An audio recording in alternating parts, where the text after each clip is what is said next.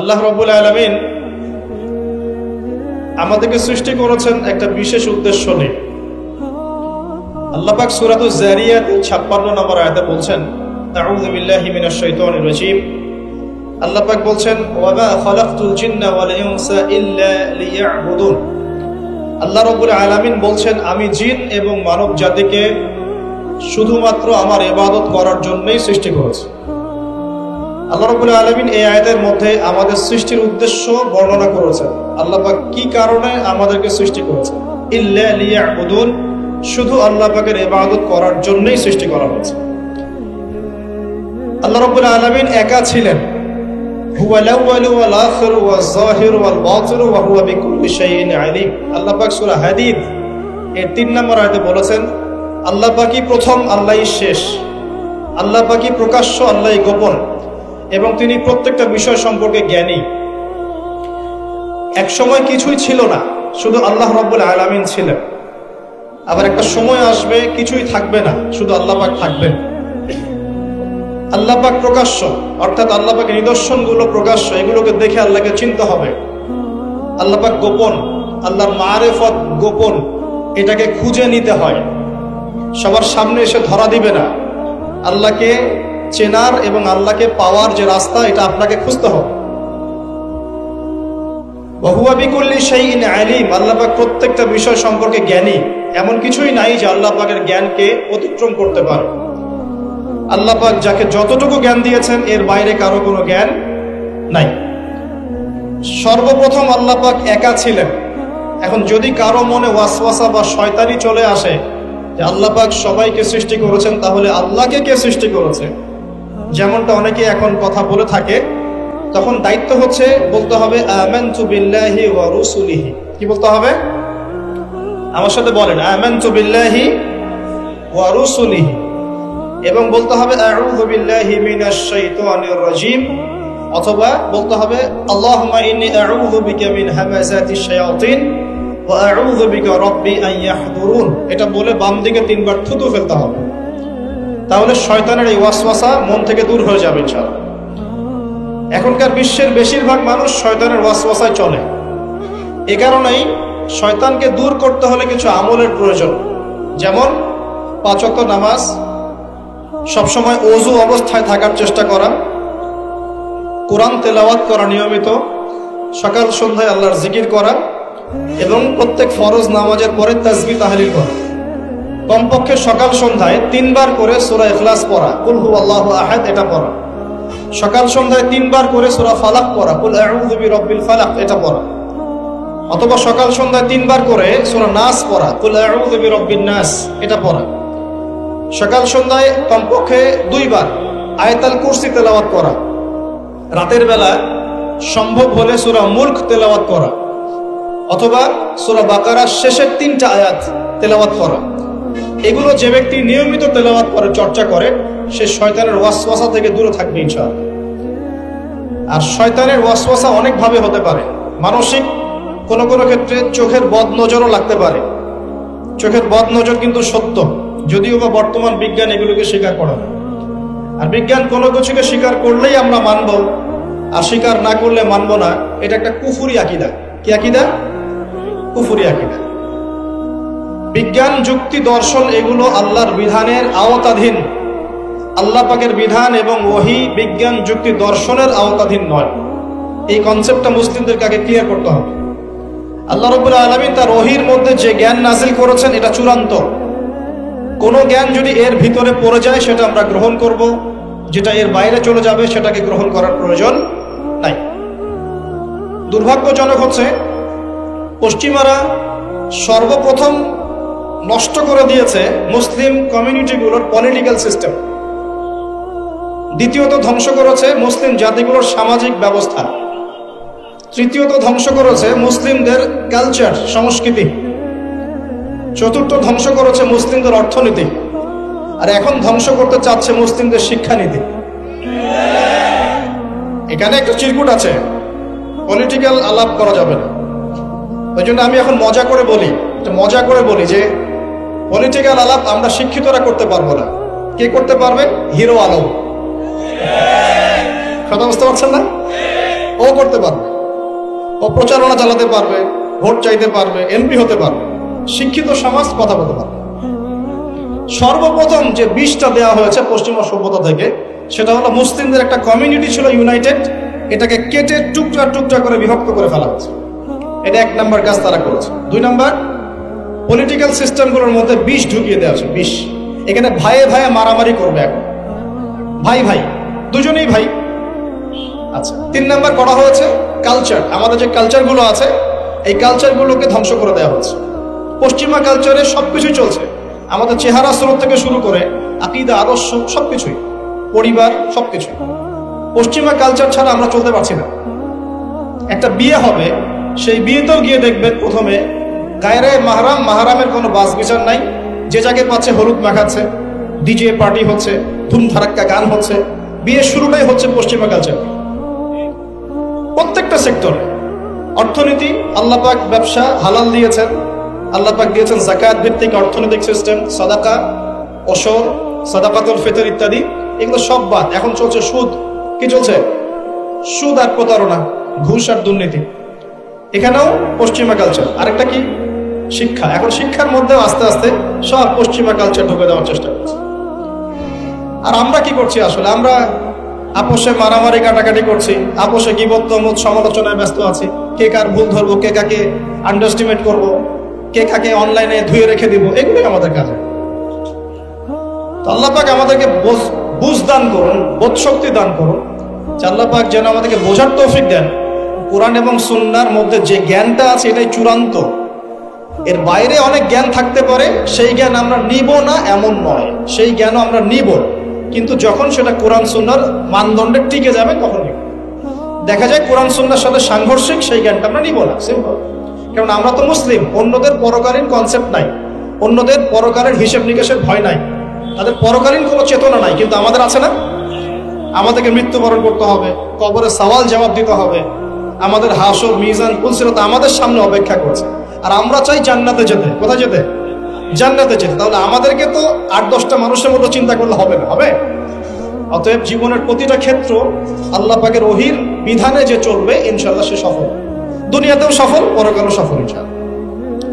আর আমরা ইসলাম কারো উপর জোর করে চাপিয়ে দিব না, দিব? ইসলামের মধ্যে জোর জবরদস্তি নাই, লা ইকরাহা ফিদ্দিন, দ্বীনের মধ্যে কোনো জোর জবরদস্তি নাই। সত্য মিথ্যাকে স্পষ্ট করে উপস্থাপন করতে হবে। যার মনের মধ্যে আল্লাহ পাক হেদায়েত দিবেন, সে সত্যের পথে চলে আসবে ইনশাআল্লাহ। যাকে আল্লাহ পাক হেদায়েত দিবেন না, তাকে আপনি হাজার দিন বোঝালেও সে সত্য গ্রহণ করবে না। অতএব ফাযাক্কির ইন্নামা আনতা মুযাক্কির, আল্লাহ পাক বলেছেন তুমি উপদেশ দাও, তুমি শুধু উপদেশ দাতা মাত্র। লাস্তা আলাইহিম বিমুসাইতির, তুমি কারো প্রতি দারোগা নও, কাউকে চাপিয়ে দিতে পারবে না। ফাযাক্কির ইন্নাফাআতিয যিকরা, উপদেশ দাও, যদি উপদেশ কাজে লাগে। সায়াযাক্কারু মান ইয়াখশা, যে আল্লাহকে ভয় করে সে অচিরেই কিন্তু উপদেশ গ্রহণ করবে। আল্লাহ পাক আমাদের সবাইকে আল্লাহর উপদেশ অর্থাৎ কোরআন সুন্নাহর ওহীর জ্ঞান অর্জন করার তৌফিক দান করুন এবং সেই জ্ঞান অনুযায়ী আমল করার তৌফিক দান করুন।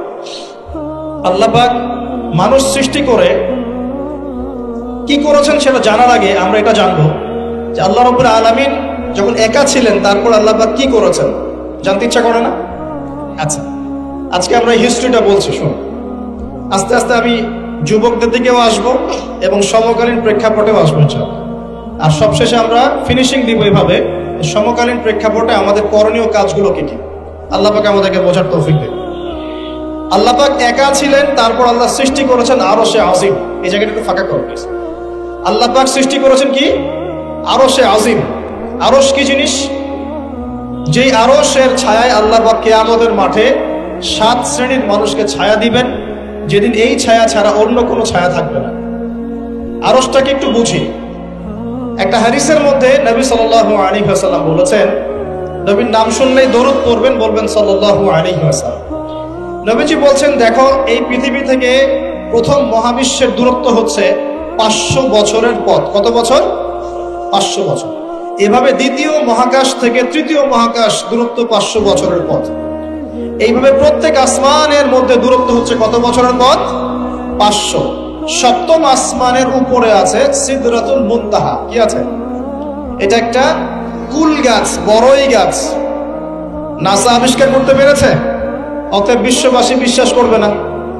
নাসা যদি কালকে বলে হ্যাঁ পাওয়া গেছে সিদরাতুল মুনতাহা, তাহলে বিশ্ববাসী বিশ্বাস করবে। একটা শিরকি দর্শন চলছে, কুফরি দর্শন। ও যখন বলবে হ্যাঁ তখন সবাই বলে হ্যাঁ, যখন তারা বলে না সবাই বলে না।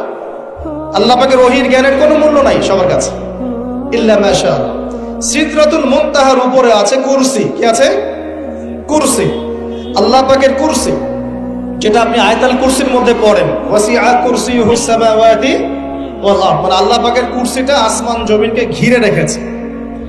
আর বলে রাখি যে প্রত্যেক ফরজ নামাজের পর যে আয়াতুল কুরসি পড়ে, জান্নাতে যাওয়ার জন্য তার একটাই বাধা, মৃত্যু। মওত হয়ে গেলে জান্নাতে চলে যাবে। একটা হাদিস আসছে, রাত্রে বেলা ঘুমানোর সময় কেউ যদি আয়াতুল কুরসি পড়ে, সারা রাত আল্লাহর পক্ষ থেকে একজন ফেরেশতা তাকে পাহারা দিবে। এই ফেরেশতা তো দেখা যায় না, দেখা যায়? তো কয়দিন পর যদি বলে যে যা দেখা যায় না তা বিশ্বাস করা যাবে না, আসলে কিন্তু এপিস্টেমোলজি তাদের এটাই, যা দেখে না তা বিশ্বাস করে না। পশ্চিমারা কি ফেরেশতায় বিশ্বাস করে?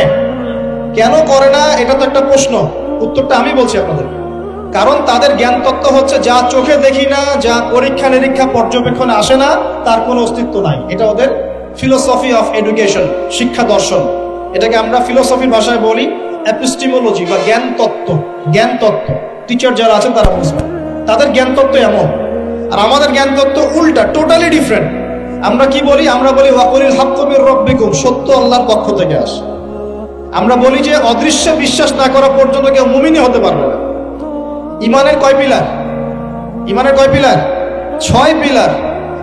আমানতু বিল্লাহি, আল্লাহর প্রতি বিশ্বাস করলাম, ওয়া মালাইকাতিহি, তার ফেরেশতাগণের প্রতি, ওয়া কুতুবিহি, আল্লাহ পাকের আসমানি কিতাব সমূহের প্রতি, ওয়া রুসুলিহি, আল্লাহ পাকের রাসূলগণের প্রতি, ওয়াল ইয়াউমিল আখির, পরকালের প্রতি, ওয়াল কদরি খায়রিহি ওয়া শাররি, তাকদীর বা ভাগ্যের ভালো মন্দের প্রতি। এই 6টার একটাও কি চোখে দেখা যায়?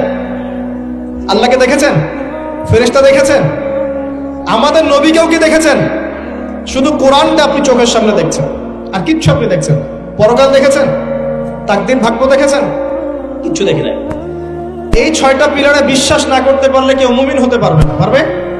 আলিফ লাম মিম যালিকাল কিতাবু লা রাইবা ফি হুদাল লিল মুত্তাকিন, কারা মুত্তাকি? আল্লাযীনা ইউমিনুনা বিল গায়বি। এই যে 6টা গায়েবে যারা বিশ্বাস করে, এরা হলো মুমিন, মুত্তাকি। তাহলে আমাদের জ্ঞানের ভিত্তিটা কি? আমরা অদৃশ্যে বিশ্বাস করি, আর ওদের জ্ঞানের ভিত্তি হচ্ছে ওরা চাক্ষুষ যা দেখে তাতে বিশ্বাস করে। এই জায়গাতেই তো পার্থক্য জ্ঞানতাত্ত্বিক। এই কারণেই ওরা ফেরেশতায় বিশ্বাস করে না, আল্লাহ বিশ্বাস করে না, নবী রাসূলগণে বিশ্বাস করে না। তারা বলছে আল্লাহর সন্তান আছে, নাউযুবিল্লাহ। হ্যাঁ, তারা আসমানি কিতাবে বিশ্বাস করছে না, তার ধর্মের কনসেপ্টে বিশ্বাস করছে না। তারা পরকাল, পুনরুত্থান, হাসর, কিয়ামত, মিজান, ফুলসিরাত কিছুই বিশ্বাস করে।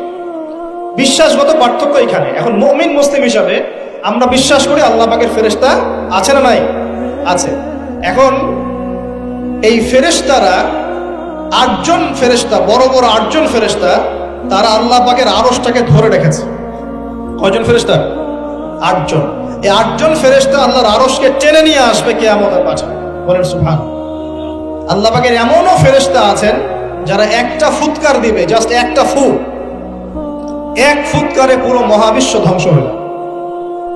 এত শক্তিশালী ফেরেশতা আছে আল্লাহ পাক। আমরা যখন মায়ের গর্ভে ছিলাম, এরকম একজন ফেরেশতাই আল্লাহর পক্ষ থেকে রূহ নিয়ে এসে মায়ের গর্ভে ফুঁকে দিয়েছে, এবং আল্লাহর হুকুমে 4টা বিষয় লিখে দিয়েছে। আমরা প্রত্যেকে যখন মায়ের গর্ভে ছিলাম, বয়স ছিল 4 মাস 10 দিন। আমরা তো সব ভুলে গেছি এখন, এগুলো মাত্র 4 মাস 10 দিন। এখন শরীরে শক্তি আছে তো, এই জন্য শৈশব, বাল্যকাল সব ভুলে গেছি। আবার একদিন শরীরে শক্তি থাকবে না, তখন আবার আল্লাহ আল্লাহ করা শুরু করবে। 2 দিন ডায়রিয়া হলেই আল্লাহ আল্লাহ শুরু হবে। যখন মানুষ সুস্থ থাকে আল্লাহর বিরুদ্ধাচারণ করে, আল্লাহ বলতে কেউ নাই। ঠিক আছে? তো ওই ফেরেশতা লিখে দিয়েছেন 4টা জিনিস আল্লাহর পক্ষ থেকে। 1, সেই ব্যক্তির হায়াত কতটুকু হবে। 2, দুনিয়াতে রিজিক পাবে, কি কি রিজিক পাবে। 3 নাম্বার, তার কাজগুলো কি কি হবে, দুনিয়ায় কি কি কাজ করবে সে। আর 4 নাম্বার, তার সৌভাগ্য, সে সৌভাগ্যবান হবে না দুর্ভাগ্যবান হবে, মানে জান্নাতি হবে না জাহান্নামী হবে। এটা লিখে দেওয়া হয়ে গেছে। এখন এরকম 8জন বড় বড় ফেরেশতা আল্লাহর আরশটাকে ধরে রেখেছে। আর আমরা বলছি কুরসির কথা। এই কুরসি আসমান জমিনকে ঘিরে আছে। আর আয়াতুল কুরসি যে ব্যক্তি তেলাওয়াত করবে, ইনশাআল্লাহ তাআলা আল্লাহর পক্ষ থেকে একজন ফেরেশতা তাকে সারা রাত পাহারা দিবে ইনশাআল্লাহ। এই কুরসির উপরে কি আছে? এই কুরসির উপরে আছে মহাসাগর। কি আছে? অ্যামেজিং না? কখনো শুনেছেন? কুরসির উপরে আছে মহাসাগর। কানা আরশুহু আলাল মা। আল্লাহ পাক সূরা হুদের মধ্যে বলেছেন আল্লাহর আরশটা ছিল পানির উপরে। কিসের উপরে? এই মহাসাগরের গভীরতা নবীজি বলছেন এটা হচ্ছে 500 বছরের পথ। কত বছর? 500 বছর গভীর। আর আমরা যে সাগর দেখি, এই সাগরের নিচে কি আছে কে বলতে পারো? এই সাগরের নিচে কি আছে? এই সাগরের নিচে আছে আগুন। কি আছে? আগুন। তো আমাদের মাঠে এই বঙ্গোপসাগরে আগুন লেগে যাবে, মানুষ কি বিশ্বাস করতে পারে? এখন যে সাগরটা দেখছেন পানি ভর্তি মহাসাগর, এখানে আগুন লেগে যাবে, আগুন দিয়ে সাগর জ্বলতে থাকবে। কিয়ামত যদি কেউ চোখে দেখতে চায় সে যেন সূরা তাকবীর পড়ে। কোন সূরা? সূরা তাকবীর। আমপারায় দেখবেন সূরা তাকবীর আছে।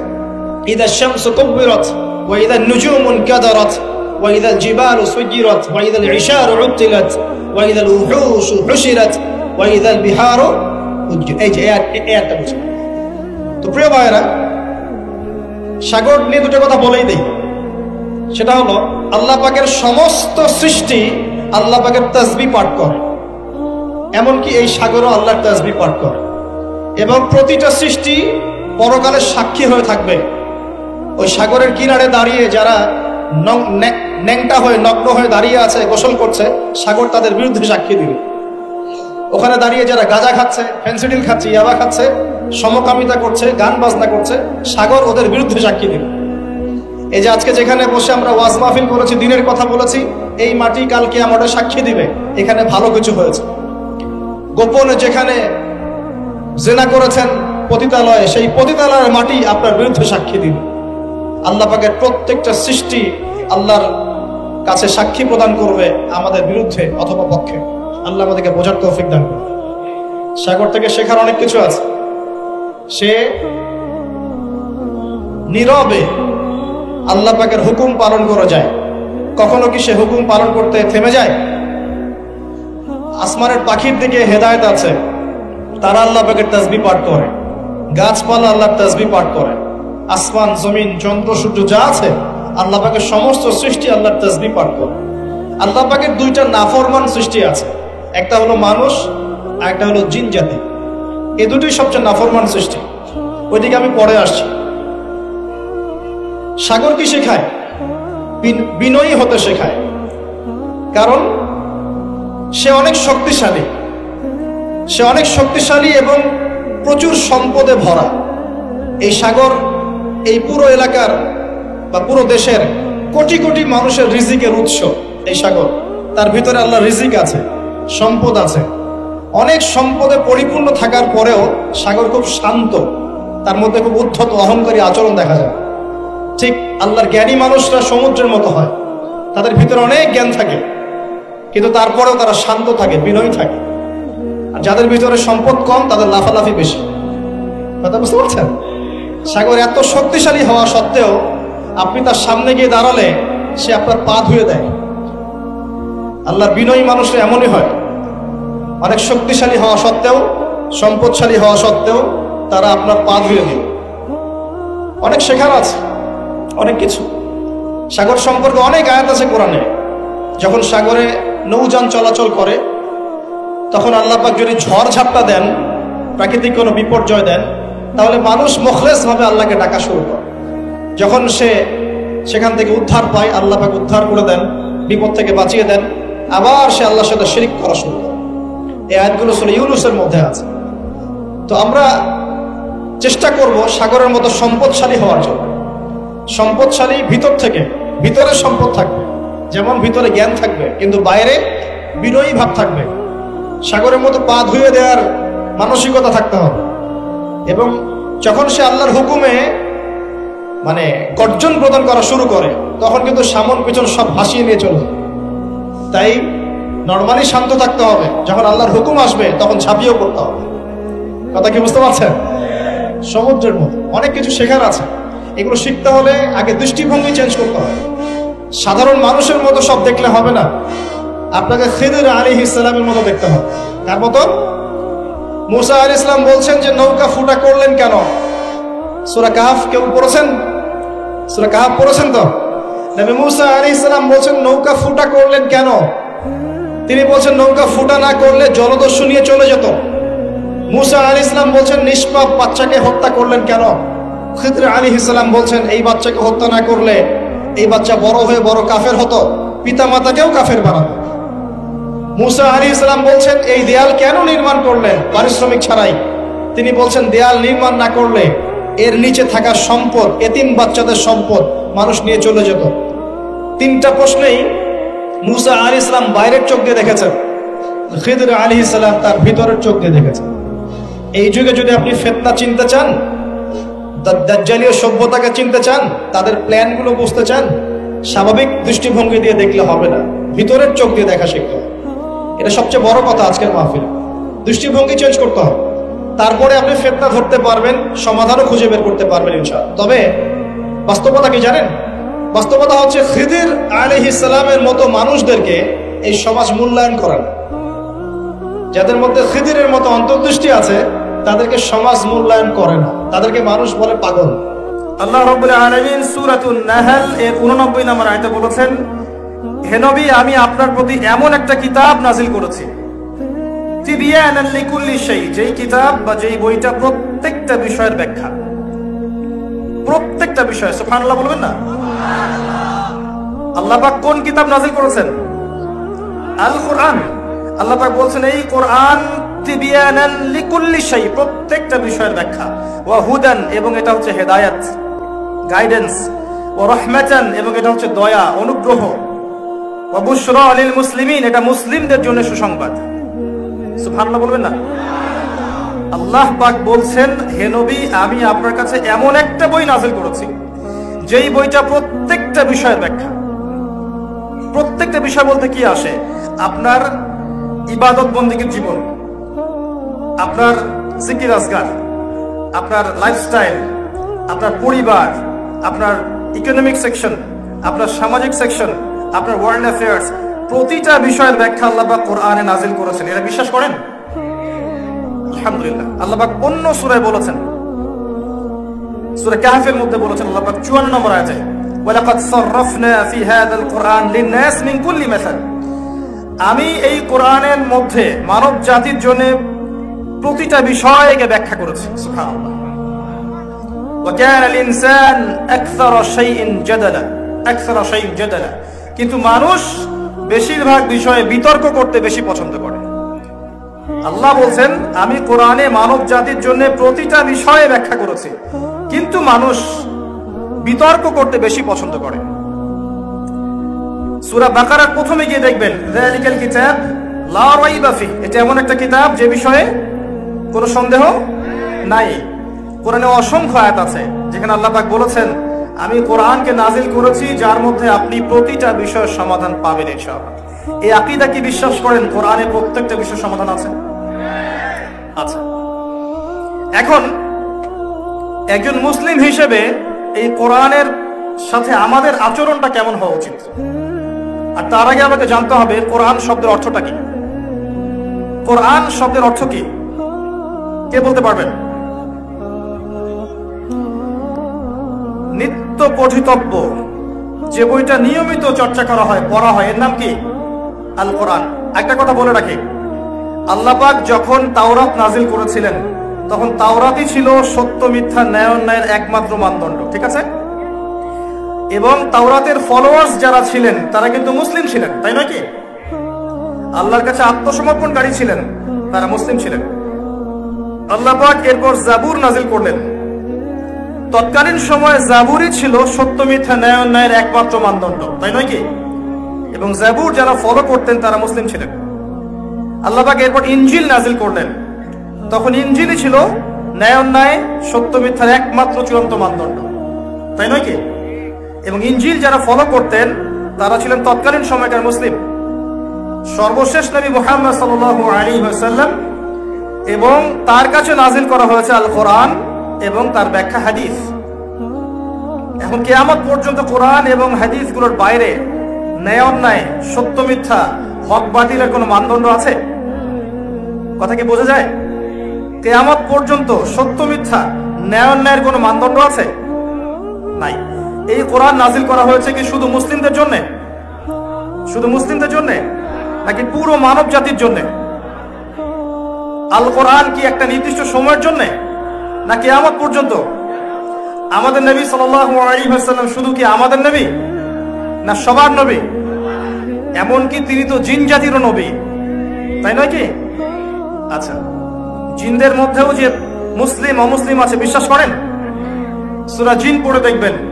নবী সাল্লাল্লাহু আলাইহি ওয়াসাল্লাম তায়েফে গিয়েছিলেন, উদ্দেশ্য ছিল সেখানে দাওয়াতি কাজ করা। সেখানে তিনজন বড় বড় গোত্র নেতা ছিল, আব্দে ইয়ালাইল, আব্দে মাসউদ, হাবিব বিন আমর, তিনজন। তিনি দাওয়াত দিতে গেলেন, কারণ মক্কার পরিবেশ সংকীর্ণ হয়ে গিয়েছিল। তায়েফে দাওয়াত দিতে গেলেন, তায়েফবাসী দাওয়াত কবুল করলো না, বরং নবী সাল্লাল্লাহু আলাইহি ওয়াসাল্লামকে মেরে রক্তাক্ত করলো। হাদিসে এসেছে এবং সিরাতের বইগুলোতে এসেছে, রক্ত দিয়ে তার যে জুতার পাটা আটকে গিয়েছিল রক্ত দিয়ে। আমাদের নবী মুহাম্মদ সাল্লাল্লাহু আলাইহি ওয়াসাল্লাম এরপর তিনি নাখলা উপত্যকায় এসেছিলেন। তায়েফ থেকে ব্যাক হয়ে নাখলা উপত্যকায় এসেছিলেন।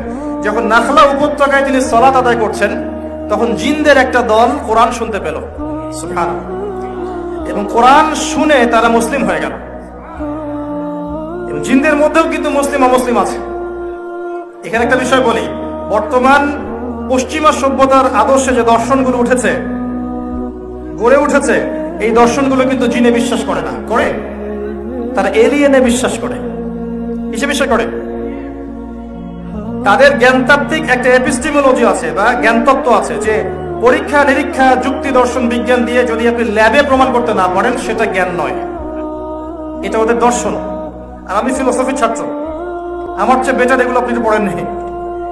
পরীক্ষা নিরীক্ষা যুক্তি দর্শন বিজ্ঞান এগুলো দিয়ে যেটাকে আপনি প্রমাণ করতে পারবেন সেটা হচ্ছে জ্ঞান, সেটা সত্য গ্রহণীয়। আর যদি এগুলো দিয়ে প্রমাণ করতে না পারেন সেটার কোনো অস্তিত্ব নাই, এটা ওদের দর্শন।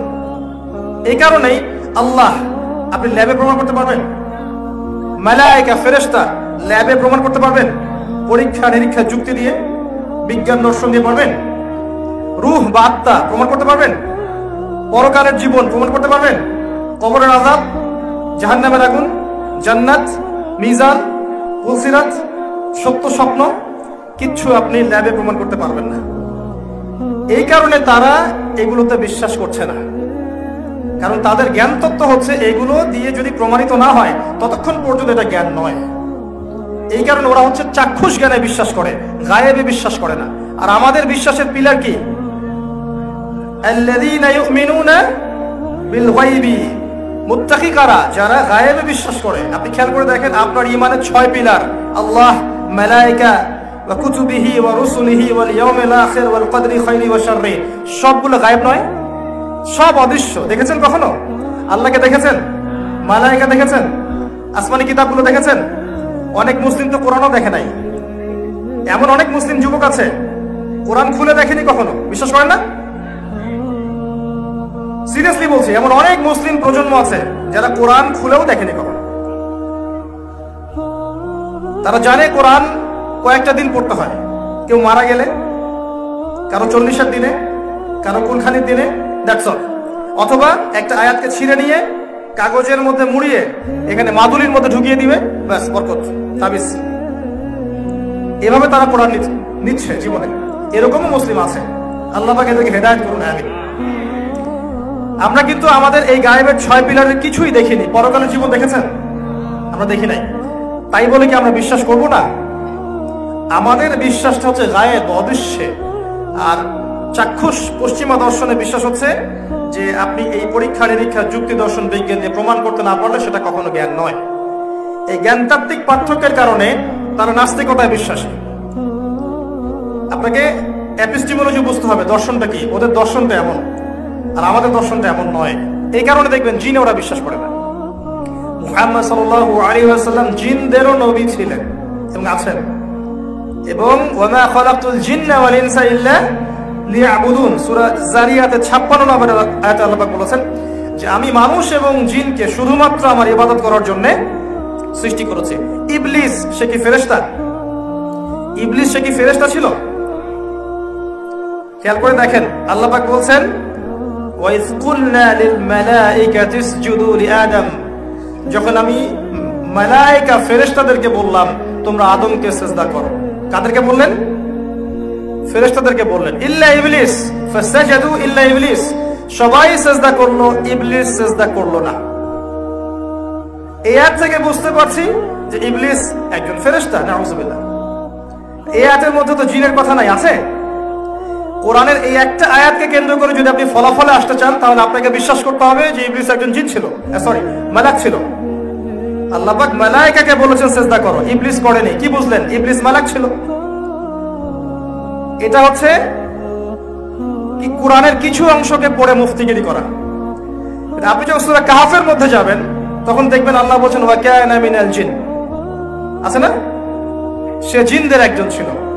কোরআনের আংশিক জ্ঞান নিয়ে যখন আমরা সলিউশন বের করতে যাব তখন আমাদের অবস্থা হবে এমন, একটা বিষয় সম্পর্কে কোরআনের বিভিন্ন জায়গায় যা বলা আছে সবগুলোকে একত্রিত করতে হবে।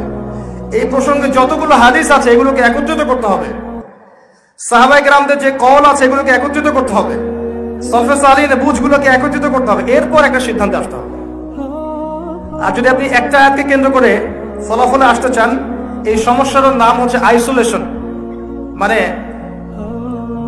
একমুখী জ্ঞান, বা আপনি একটা বিষয়কে দেখেই সিদ্ধান্তে চলে আসলেন। তো কোরআন বোঝারও একটা মূলনীতি আছে যে আমি একটা আয়াতকে দেখেই কিন্তু ফলাফলে আসা যাবে না। যেমন একটা আয়াত আছে যে মুশরিকরা তোমাদেরকে যেমন করে হত্যা করে তোমরাও মুশরিকদেরকে হত্যা করো, আছে না? কোন সূরা আছে? কোন সূরা আছে বলেন? জানেন না? এমনি তো ভাই আল কোরআনের আলো ঘরে ঘরে জ্বলবে না। যখন উত্তরগুলো সবাই বলতে পারবেন তখন কোরআনের আলো ঘরে ঘরে জ্বলবে ইনশাআল্লাহ।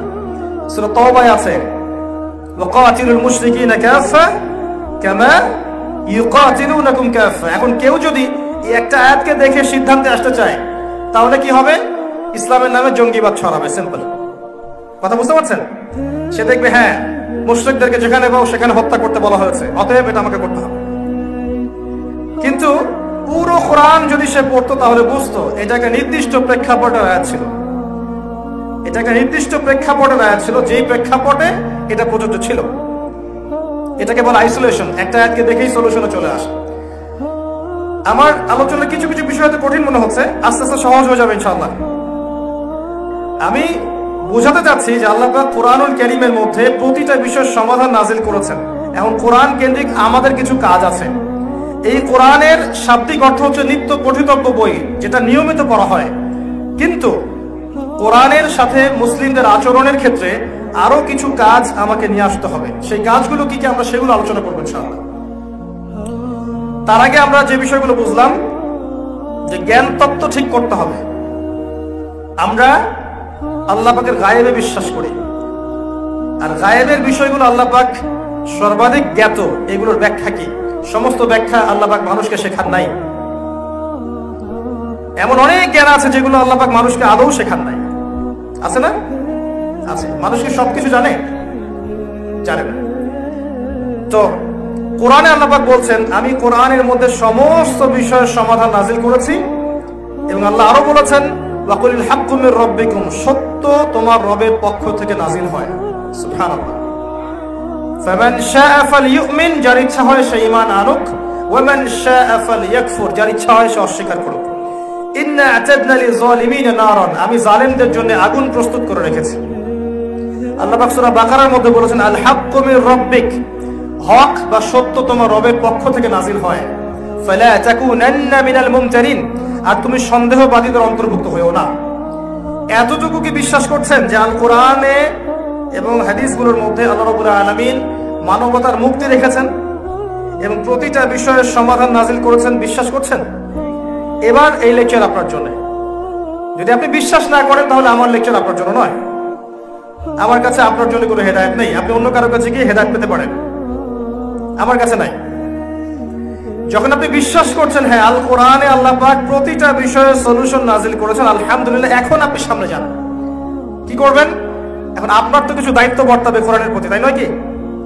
যে কিতাবে আল্লাহ সমস্ত সলিউশন নাজিল করেছেন, এখন তার প্রতি তো আমার কিছু শ্রদ্ধা থাকতে হবে, তাই না? অ্যাজ এ মুসলিম আমরা কি করব তাহলে? এখন আমি খুব সহজ করে বলার চেষ্টা করছি। ফার্স্ট অফ অল, প্রথম কাজ, আমাদের প্রত্যেককে আমাদের প্রত্যেক মুসলিমকে যারা লা ইলাহা ইল্লাল্লাহ কালিমা পড়েছি আল কোরআনের বিশুদ্ধ তেলাওয়াতটা অবশ্যই শিখতে হবে। পারবো না ইনশাআল্লাহ? কারা কারা করতে পারেন হাত তোলেন দেখি। মাশাআল্লাহ, আলহামদুলিল্লাহ, তাকবীর।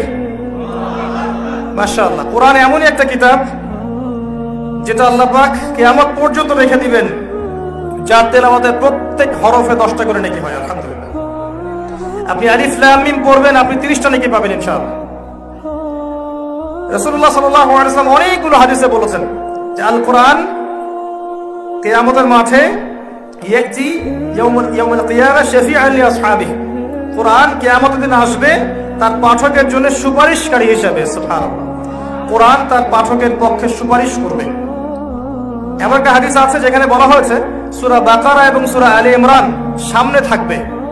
সূরা বাকারা, সূরা আলে ইমরান সামনে থাকবে। সূরা বাকারার তেলাওয়াতে বরকত লাভ করা যায়, আর সূরা বাকারার তেলাওয়াত ছেড়ে দিলে আক্ষেপ আসে। কি আসে? আক্ষেপ। আর বিখ্যাত হাদিস তো আপনারা জানেন সবাই, খায়রুকুম মান তাআল্লামাল কুরআনা ওয়া আল্লামাহ। পৃথিবীতে যত মানুষ আছে তাদের মধ্যে সবচেয়ে শ্রেষ্ঠ মানুষ তারাই যারা কোরআন নিজে শেখে এবং অন্যকে শেখায়। আগে নিজে শেখে, এরপর অন্যকে শেখায়। আয়েশা রাদিয়াল্লাহু আনহা থেকে একটা হাদিস এসেছে যে আল্লাযী ইয়াকরাউল কোরআন, যে ব্যক্তি কোরআন তেলাওয়াত করে, ওয়া হুয়া মাহিরুন বিহি, এবং এর উপর দক্ষতা অর্জন করে, মা'আস সাফারাতিল কিরামিন বাররা, এই ব্যক্তি কিয়ামতের দিন সম্মানিত ফেরেশতাদের সাথে হাসর করবে ইনশাআল্লাহ।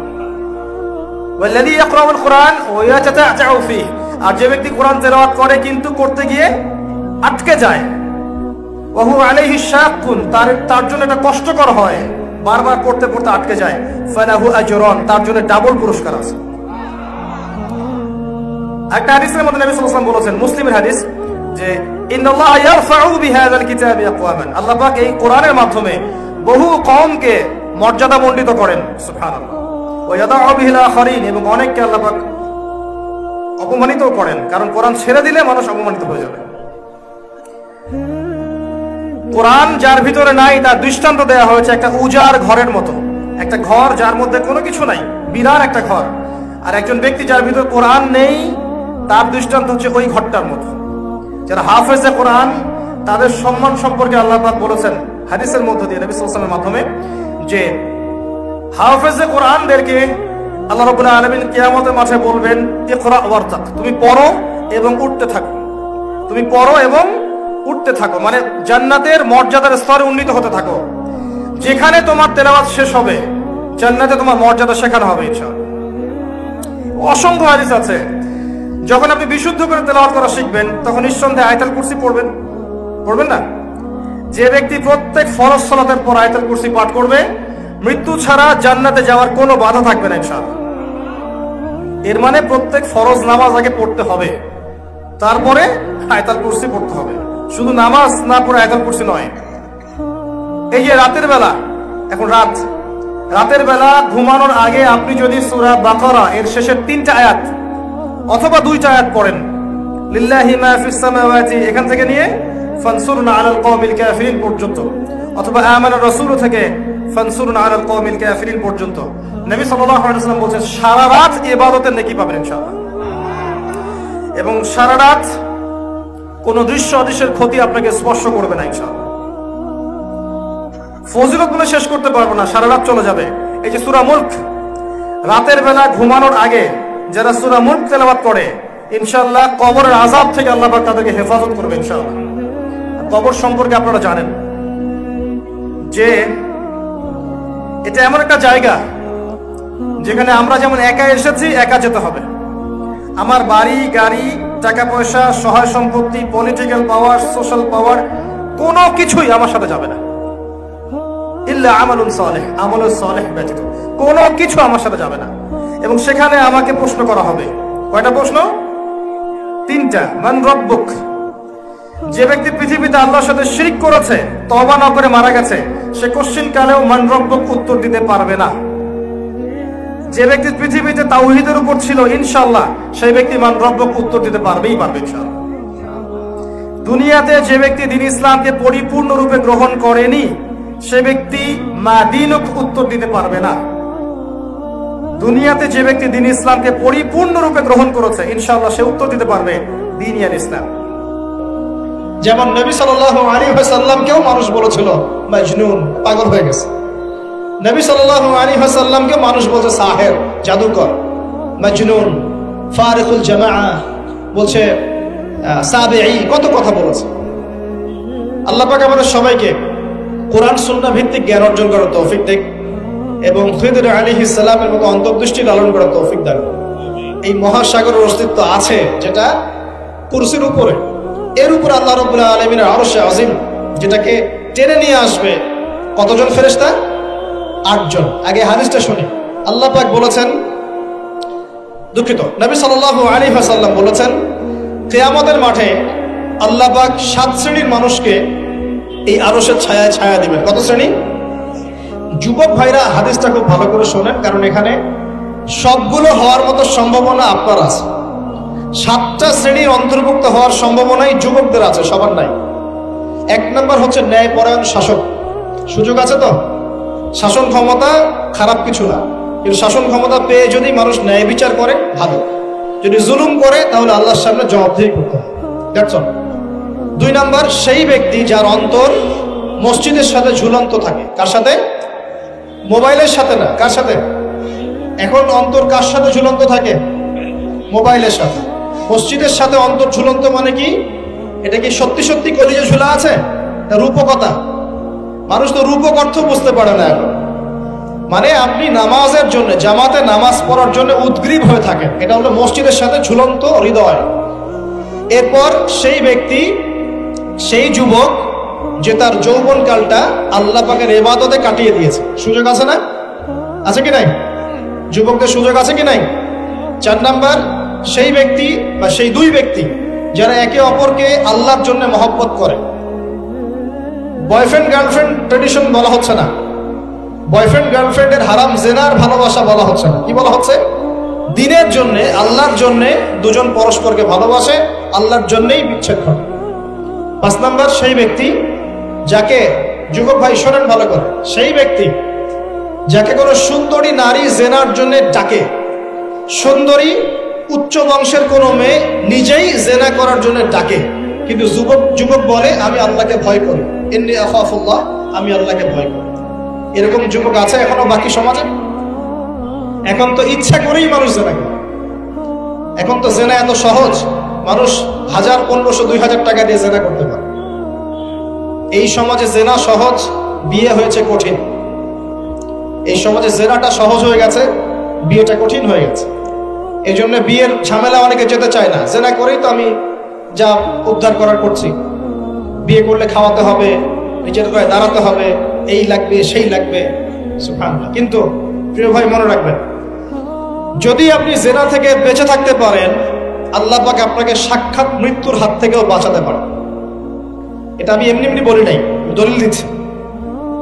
জেনা এমন একটা পাপ, যেই পাপ থেকে যদি কোনো যুবক নিজেকে বাঁচাতে পারে, আল্লাহ মউতের হাত থেকেও বাঁচাতে পারবে ইনশাআল্লাহ। কিভাবে? 3 বন্ধু যাচ্ছে রাস্তা দিয়ে, হঠাৎ করে ঝড়, বন্ধু 3 জন ঢুকে গেল গুহার মধ্যে। কিসের মধ্যে? গুহায়, যে পাহাড়ি এলাকায় আপনারা থাকেন যারা, গুহার মধ্যে। হঠাৎ করে পাহাড়ের পাথর দিয়ে গুহার মুখটা বন্ধ হয়ে গেল। এখন খোলার কোনো অপশন নাই। সবাই বলছে এখন 3 জন, এখন তো আমরা বের হতে পারবো না। সবাই সবার নেক আমলের ওসিলা দিয়ে আল্লাহর কাছে দোয়া কর। কিসের ওসিলা দিয়ে? নেক আমলের ওসিলা দিয়ে দোয়া করতে হয়। হাদিস, মৃত মানুষকে ওসিলা করে তার জন্য নজর মানত জবাই করে দোয়া করতে হয়। নিজের নেক আমলের ওসিলা দিয়ে আল্লাহর কাছে দোয়া করতে হয়। আল্লাহ পাক এখন দোয়া শুনলেন। একজন বলছে আমি আমার পিতা মাতাকে খুব খেদমত করতাম, তাদেরকে দুধ পান না করে দুধ পান করাতাম না, নিজেও করতাম না, ছেলেদেরকে করাতাম না। আল্লাহ এই কাজটা তোমার ভালো লাগলে আজকে গুহার মুখ থেকে পাথর সরিয়ে দাও। পাথর একটু সরে গেল। পাথর আল্লাহর কথা শোনে কিনা? শোনে না? সবাই আল্লাহর কথা শোনে। আগুন আল্লাহর কথা শোনে কিনা? ইব্রাহিমের জন্য আগুন ঠান্ডা হয়ে যায় নাই? আচ্ছা, তারপরে আরেকজন দোয়া করছে, আল্লাহ আমার এক কর্মচারী ছিল, তার বেতন বাকি ছিল, সে বেতন না নিয়ে চলে গেছে, আমি সেই বেতনটা দিয়ে কিছু গবাদি পশু কিনেছি। আস্তে আস্তে গবাদি পশু বেড়েছে, অনেক দিন পর সে এসেছে টাকা চাওয়ার জন্য।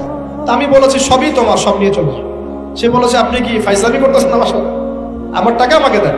না, তোমার টাকা দিয়ে আমি এটা কিনেছিলাম, আজকে বংশবৃদ্ধি হয়েছে, সব তোমার, নিয়ে যাও। সে নিয়ে গেল। সে বলছে আল্লাহ এই কাজ যদি তোমার সন্তুষ্টির জন্য করে থাকি আজকে আমাকে বাঁচাও। পাথর একটু সরে গেল। এবার তৃতীয় ব্যক্তি, এই ছেলে বলছে, যুবক ছেলে, আল্লাহ আমার একজন চাচাতো বোন ছিল। কে ছিল? এই যে বয়ফ্রেন্ড গার্লফ্রেন্ড, খালাতো বোন, চাচাতো বোন, এখন তো বিচ্ছিরি অবস্থা। এখন এমন একটা অবস্থা, পশ্চিমা সভ্যতার রিপোর্টগুলো পড়ে দেখি, ভাইও বোনের সাথে জেনা করে না। ওদের ওখানে নিজের আপন পিতার দ্বারাও মেয়ে সেক্সুয়াল হ্যারাসমেন্টের শিকার হয়। ওরা আমাদেরকে শেখায় এখন ভালো কোনটা মন্দ, আর আমরাও আমাদের মাথাটা কবে যে বিক্রি করে দিলাম। ওদের কাছ থেকে ভালো মন্দ শিখতে হচ্ছে, কোরআন সুন্নাহ বাদ দিয়ে ওদের কাছ থেকে ভালো মন্দ শিখতে হচ্ছে। তো চাচাতো বোনকে সে খুব ভালোবাসতো, তাকে সে পেতে চাইতো, মানে তার সাথে সেক্সুয়াল সম্পর্ক করতে চাইতো, সোজা কথা বলে। এখন সেই মেয়েকে অনেক প্রস্তাব দেয়, সেই মেয়ে রাজি হয় না। শেষে বলে যদি আমাকে 1000 বা 100 স্বর্ণ মুদ্রা দিতে পারো, দিনার, তাহলে আমি তোমার সাথে সেক্স করবো, মানে জেনা করবো। নাউজুবিল্লাহ। তো সেই ছেলে অনেক কষ্ট করে এই টাকাগুলো বা এই দিনারগুলো অর্জন করে, কামাই করে, দিন রাত পরিশ্রম করে, ঠিক আপনারা যেমন করছেন না। তো এরপর সে তার স্বর্ণ মুদ্রা দেয়, দিয়ে বলে যে এখন আমাকে আমার কাজ করতে দাও। তখন সেই মেয়ে রাজি হয়। ঠিক যে মুহূর্তে তারা সেক্সুয়াল সম্পর্কটা করবে, ঠিক ওই মুহূর্তেই এই মেয়ে বলে ওঠে, হে আল্লাহর বান্দা, আল্লাহকে ভয় কর। আমি সারা জীবন আমার সতীত্বকে ধরে রেখেছি, কাউকে দেইনি। আমি কারোর সাথে এরকম অন্যায় করি নাই, আমি খারাপ মেয়ে নই, তুমি আমার ইজ্জতটা নষ্ট করো না। কে বলছে কথা? মেয়ে। ওই অবস্থা থেকে কি একটা ছেলের উঠে আসা সম্ভব? এটা কি এতটাই সহজ? এটা কিন্তু সহজ না। সত্যি কথা বলতে এই বিষয়টা কিন্তু এতটাও সহজ না। যারা অবিবাহিত তারা হয়তো বুঝতে পারবে না, বিবাহিতরা বুঝতে পারছে। তো ওই অবস্থা থেকে সেই টাকাগুলো না নিয়ে সেই স্বর্ণমুদ্রা মেয়েকে দিয়ে ওখান থেকে সেই ছেলে উঠে আসে আল্লাহর ভয়ে। সে এখন গুহার মধ্যে আটকা পড়েছে, আল্লাহকে বলছে, আল্লাহ ওই দিন ওই কাজ যদি তোমার সন্তুষ্টির জন্য করে থাকি, আজকে আমাকে মৃত্যুর হাত থেকে বাঁচাও। সমস্ত পাথর দপদপ করে সরে গেল। এটা কিন্তু কোনো গাল গল্প না, এটা বনু ইসরাইলের ঘটনা, সত্য ঘটনা। এই হাদিস থেকে আমি আপনাকে দলিল দিচ্ছি যে যদি জেনার মতো পাপ থেকে আমি সরে আসতে পারি, সাক্ষাৎ মৌত থেকে আল্লাহ বাঁচাতে পারে। প্রিয় ভাই, সেই যুবক আরশের ছায়া ছায়া পাবে যে তার যৌবনকালটাকে আল্লাহর পথে কাটিয়েছে, এবং যাকে কোনো সুন্দরী মেয়ে জেনার জন্য আহ্বান করে, সে বলে আমি আল্লাহকে ভয় করি। আমরা তওবা করি, আমরা কোনো প্রকার জেনার পাবে যাব না ইনশাআল্লাহ। যদি হারাম কোনো সম্পর্ক থেকে থাকে, আজকেই এই নাম্বার ডিলিট করে ফেলতে হবে। আল্লাহ পাক তৌফিক দেন। ডিলিট করার আগে আবার ফোন করে বলেন না যে আজকে থেকে আর কথা বলবো, তাহলে এই কথা আর কোনোদিন শেষ হবে না। একবারই বন্ধ, ডিসকানেক্টেড। কার জন্য? আল্লাহর জন্য। এবং এটা করার পরে আল্লাহকে বলতে হবে, আল্লাহ শুধু তোমার ভয়ে এবং তোমার সন্তুষ্টি পাওয়ার জন্য আমি জেনা থেকে বেরিয়ে আসলাম। আল্লাহ তুমি আমাকে হেদায়েত দাও, ঈমান দাও, আমল দাও, এবং তোমার রাস্তায় আমাকে বেহিসাব রিজিক দাও। এবং নেককার কুমারী, নেককার প্রেমময়ী, তাকওয়াবান, মুত্তাকি একজন স্ত্রী আল্লাহ তুমি আমাকে দান করো। ইনশাআল্লাহ আল্লাহ পাক আপনাকে দান, আল্লাহ পাক দান করো। আল্লাহ পাকের জমিন প্রশস্ত, আল্লাহর হাত প্রশস্ত। আল্লাহর হাতকে সংকীর্ণ মনে করবেন না, আল্লাহর জমিনকে সংকীর্ণ মনে করবেন না। আল্লাহ পাক যাকে ইচ্ছা বেহিসাব রিজিক দিতে পারে ইনশাআল্লাহ। আল্লাহ পাক আমাদের সবাইকে বেহিসাব রিজিক দান করুন বলি আমিন। আর কে? আর সেই ব্যক্তি যে এত গোপনে দান করে, যার বাহাত জানে না ডান হাত কি দান করেছে, যার বাহাত জানে না ডান হাত কি দান করেছে। আমাদের মতো নয় যে 10,000 টাকা দান করলে সবাইকে না জানানো পর্যন্ত ঘুম হচ্ছে না, এমন নয়। দান এমন গোপনে করে যে তার বাহাত জানে না ডান হাত কি দান করছে। আল্লাহ পাক আমাদের সবাইকে গোপনে দান করার তৌফিক দেন। এর মানে এই না যে প্রকাশ্যে দান করা যায় না, প্রকাশ্যেও দান করা যায়। অন্যকে উৎসাহিত করার জন্য প্রকাশ্যেও দান করা যায়, কিন্তু গোপন দান আল্লাহর কাছে অনেক বেশি পছন্দের। আর 7 নাম্বার সেই ব্যক্তি যে নীরবে নিভৃতে গোপনে আল্লাহর কথা স্মরণ করে কাঁদে এবং তার চোখ দিয়ে অশ্রু প্রবাহিত হয়। এই 7 শ্রেণীর মানুষকে আল্লাহ পাক কিয়ামতের মাঠে আরশের ছায়া ছায়া দিবে ইনশাআল্লাহ। আমরা কি পেতে চাই? আল্লাহ পাক এই আরশ সবার আগে সৃষ্টি করেছেন, তারপর কি সৃষ্টি করেছেন? কলম। কি? কলম। কলম সৃষ্টি করে আল্লাহ পাক বলেছেন, উক্তুব, লিখো। কলম বলছে মাযা আকতুব, আমি কি লিখবো? আল্লাহ বলছেন কিয়ামত পর্যন্ত যা হবে সব লিখো। লাউহে মাহফুজে কলম লেখা শুরু করেছে, কিয়ামত পর্যন্ত যা হবে সব লেখা হয়ে গেছে। অতএব রিজিক নিয়ে আপনার টেনশন করার কোনো দরকার নাই, যা লেখা হয়েছে পাবেন ইনশাআল্লাহ। যদি হালাল পথে চান হালাল পথে পাবেন, হারাম পথে চাইলে হারাম পথে পাবেন। আপনি যা তাকদিরে আছে এর বাইরে আপনি কিছু পাবেন না, যতই চেষ্টা করেন। আল্লাহ পাক আমাদের সবাইকে তাকদির নিয়ে সন্তুষ্ট থাকার তৌফিক দান করুন। এরপর আল্লাহ পাক এই মহাবিশ্ব সৃষ্টি করেছেন, 7 আকাশ 7টা মহাবিশ্ব। কয়টা? 7টা, মাত্র 6 দিনে। কয় দিনে? 6 দিনে। ফি সিত্তাতি আইয়াম, 6 দিনে। আল্লাহ পাকের একদিন কিন্তু আমাদের দিনের মতো নয়। সূরা মাআরিজের মধ্যে আছে আল্লাহ পাকের একদিন আমাদের 50,000 বছরের সমান। কত হাজার বছর? 50,000 বছর। কিয়ামতের মাঠটাও হবে, ওই দিনটাও হবে 50,000 বছর। ওই 50,000 বছরের সমপরিমাণ দিনে কেউ যদি পিপাসার্ত না থাকতে চায়, হাউজে কাউসারের পানি চায়, সে যেন কোনো বেদাতি আমল না করে, নবীর সুন্নতের উপর থাকে। ইনশাআল্লাহ নবী সাল্লাল্লাহু আলাইহি ওয়াসাল্লাম তাকে হাউজে কাউসারের পানি পান ইনশাআল্লাহ। ওই 50,000 বছরের সমপরিমাণ দিনে যদি আমরা তীব্র রোদে কষ্ট পেতে না চাই, আরশের ছায়া ছায়া পেতে চাই, তাহলে এই 7 শ্রেণীর অন্তর্ভুক্ত হওয়ার চেষ্টা করতে হবে। আল্লাহ পাক তৌফিক নায়েত করুন। এখন এই মহাবিশ্ব সৃষ্টি করার পর আল্লাহ পাক সব কাজ বুঝিয়ে দিলেন, প্রত্যেকের কাজ প্রত্যেককে বুঝিয়ে দিলেন। কার কি কাজ? সূর্য কি তার কাজ ফলো করছে কি করছে না? চাঁদ তার কাজ পালন করছে করছে না? এই গ্রহ নক্ষত্র তারকাগুলো তাদের কাজ কি করছে না করছে না? সবাই যার যার কাজ পুঙ্খানুপুঙ্খ রূপে করছে। যারা সায়েন্স বোঝেন তারা বুঝবেন, যদি সূর্য যদি 1 বিঘত দূরে চলে যায় তাহলে পৃথিবীর অনেক বড় অংশ বরফে আচ্ছাদিত হয়ে যাবে। যদি সূর্য 1 বিঘত কাছে চলে আসে, পৃথিবীর তাপমাত্রা বাড়বে, খরা হবে, পৃথিবী উর্বর থাকবে না, পৃথিবী মরুভূমি হয়ে যেতে পারে। তো মহাবিশ্বের প্রতিটা সৃষ্টি আল্লাহ পাকের আদেশ পালন করে চলে। শুধু 2টা সৃষ্টি করে না। কেন করে না সামনে আসছে। এবার আল্লাহ পাক অন্যান্য মাখলুক সৃষ্টি করেছেন এবং পৃথিবীর জন্য আল্লাহ পাক জিন জাতি সৃষ্টি করেছেন। কোন জাতি? জিন জাতি। পৃথিবী আগে না জিন আগে? বলেন, আগে পৃথিবী। জিন জাতিকে সৃষ্টি করে আল্লাহ পাক পৃথিবীতে থাকার সময় দিয়েছিলেন। তারা তাই করেছিল, আজকের মানুষরা যাই করছে। তারা আল্লাহ পাকের বিরুদ্ধাচরণ করা শুরু করেছে। আল্লাহ পাক তাদেরকে ধ্বংস করে দিয়েছে। তবে একজনকে রেখে দেয়া হয়েছে। কাকে? তার নাম হচ্ছে ইবলিস। কি নাম? ইবলিস। সে আল্লাহর বড় আবেদ ছিল। আল্লাহর ইবাদত করতে করতে করতে সে এমন একটা মর্যাদা পেয়ে যায় যে ফেরেশতাদের উপরে আল্লাহ পাক তাকে মর্যাদা দিয়ে দিয়েছে। ফেরেশতাদের সর্দার বানিয়ে দেওয়া হয়েছে। কাকে? ইবলিসকে। আচ্ছা, এবার পৃথিবী কিন্তু তার জায়গায় আছে। পৃথিবী কিন্তু ধ্বংস হয়ে যায় না। পৃথিবী আগে সৃষ্টি করা হয়েছে, ওটা তার জায়গায় আছে। অনেক দিন পর, অনেক দিন বলতে কতদিন আল্লাহ ভালো জানেন, আমরা জানি না। কত লক্ষ বছর, কত কোটি বছর আল্লাহ ভালো জানেন, আমরা জানি না। আমরা জানি সূরা দাহারের 1 নম্বর আয়াত আল্লাহ বলেন, হাল আতা আলাল ইনসান হিনুম মিনাদ দাহর লাম ইয়াকুন শাইআন মাযকুরা। মানুষের উপরে এমন সময় চলে গেছে যে মানুষ একটা আলোচ্য বিষয় ছিল, এই মহাবিশ্বে অস্তিত্বই ছিল না মানুষ। এমন সময় মানুষের উপর চলে গেছে। আমরা এখন মনে করি মানুষই সবকিছু, নাকি? আল্লাহ বলছেন একটা সময় ছিল মানুষের অস্তিত্বই ছিল। আল্লাহ পাক বহুদিন পরে এবার ফেরেশতাদেরকে ডাকলেন, ডেকে বলছেন, ওয়াইজ ক্বালা রাব্বুকা লিল মালায়েকা ইন্নী জাঈলুন ফিল আরদি খলিফা। হে আমার ফেরেশতারা, আমি ওই জমিনে, পৃথিবীতে, আরদে আমি আমার খলিফা পাঠাতে চাই। কি চাই? খলিফা পাঠাতে চাই। আল্লাহর খলিফাকে এক কথায় যে আল্লাহর হুকুম মেনে চলে, যে আল্লাহর হুকুম মেনে চলে এবং প্রতিষ্ঠা করে, ন্যায় বিচার প্রতিষ্ঠা করে, সে আল্লাহর খলিফা। যে আল্লাহর হুকুম মানে না, প্রচার প্রসার প্রতিষ্ঠাও করে না, ন্যায় বিচারও করে না, সে আল্লাহর খলিফা না, শয়তানের খলিফা। কথা ক্লিয়ার? আচ্ছা, এবার ফেরেশতারা কি বলছেন? ফেরেশতারা বলছেন, তাজআলু ফিহা মান ইউফসিদু ফিহা ওয়া ইয়াসফিকুদ দিমা। আপনি কি এমন কাউকে সৃষ্টি করতে যাচ্ছেন যে পৃথিবীতে গিয়ে ফিতনা ফাসাদ করবে আর রক্তপাত ঘটাবে? কয়টা কাজ করবে? 2টা। ফিতনা ফাসাদ করবে, রক্তপাত ঘটাবে। আজকে সারা দুনিয়ায় মানুষ ফিতনা করছে কিনা? পরিবেশ বিপর্যয় করছে, পলিটিক্সে ফিতনা, ইকোনমিক্সে ফিতনা, সমাজে ফিতনা, কালচারে ফিতনা, এখন এডুকেশনেও ফিতনা। সবখানেই ফিতনা।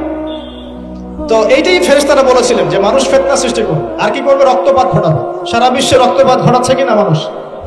ঘটাচ্ছে না? এই তো প্রথম বিশ্বযুদ্ধে কত মানুষ মারা গেছে? 3 থেকে 4 কোটি। 3 থেকে 4 কোটি। নবী সাল্লাল্লাহু আলাইহি ওয়াসাল্লাম এবং সাহাবীরা যত যুদ্ধ করেছেন ইসলামের জন্য, সবগুলো যুদ্ধের পরিসংখ্যান মিলালে 10,000 মানুষও মারা যায় নাই। 10,000ও না। আর তোমাদের শুধু প্রথম বিশ্বযুদ্ধেই 3 থেকে 4 কোটি মানুষ মারা গেছে।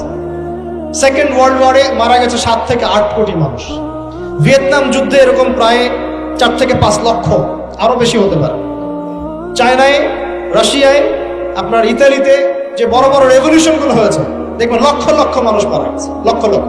এই যে শুরু হয়েছে ইউক্রেন রাশিয়া, এই যুদ্ধ এত তাড়াতাড়ি থামবে না, এই যুদ্ধ এত দ্রুত বন্ধ হবে না, এটা কন্টিনিউয়াসলি চলতে থাকবে। ওদের প্ল্যান ছিল সিরিয়াকে নিয়ে, সিরিয়াকে কেন্দ্র করে তার একটা মালহামা চেয়েছিল, গ্রেট ওয়ার, বিশ্বযুদ্ধ। ওটা হয়নি, আলহামদুলিল্লাহ হয়নি, আলহামদুলিল্লাহ হয়নি।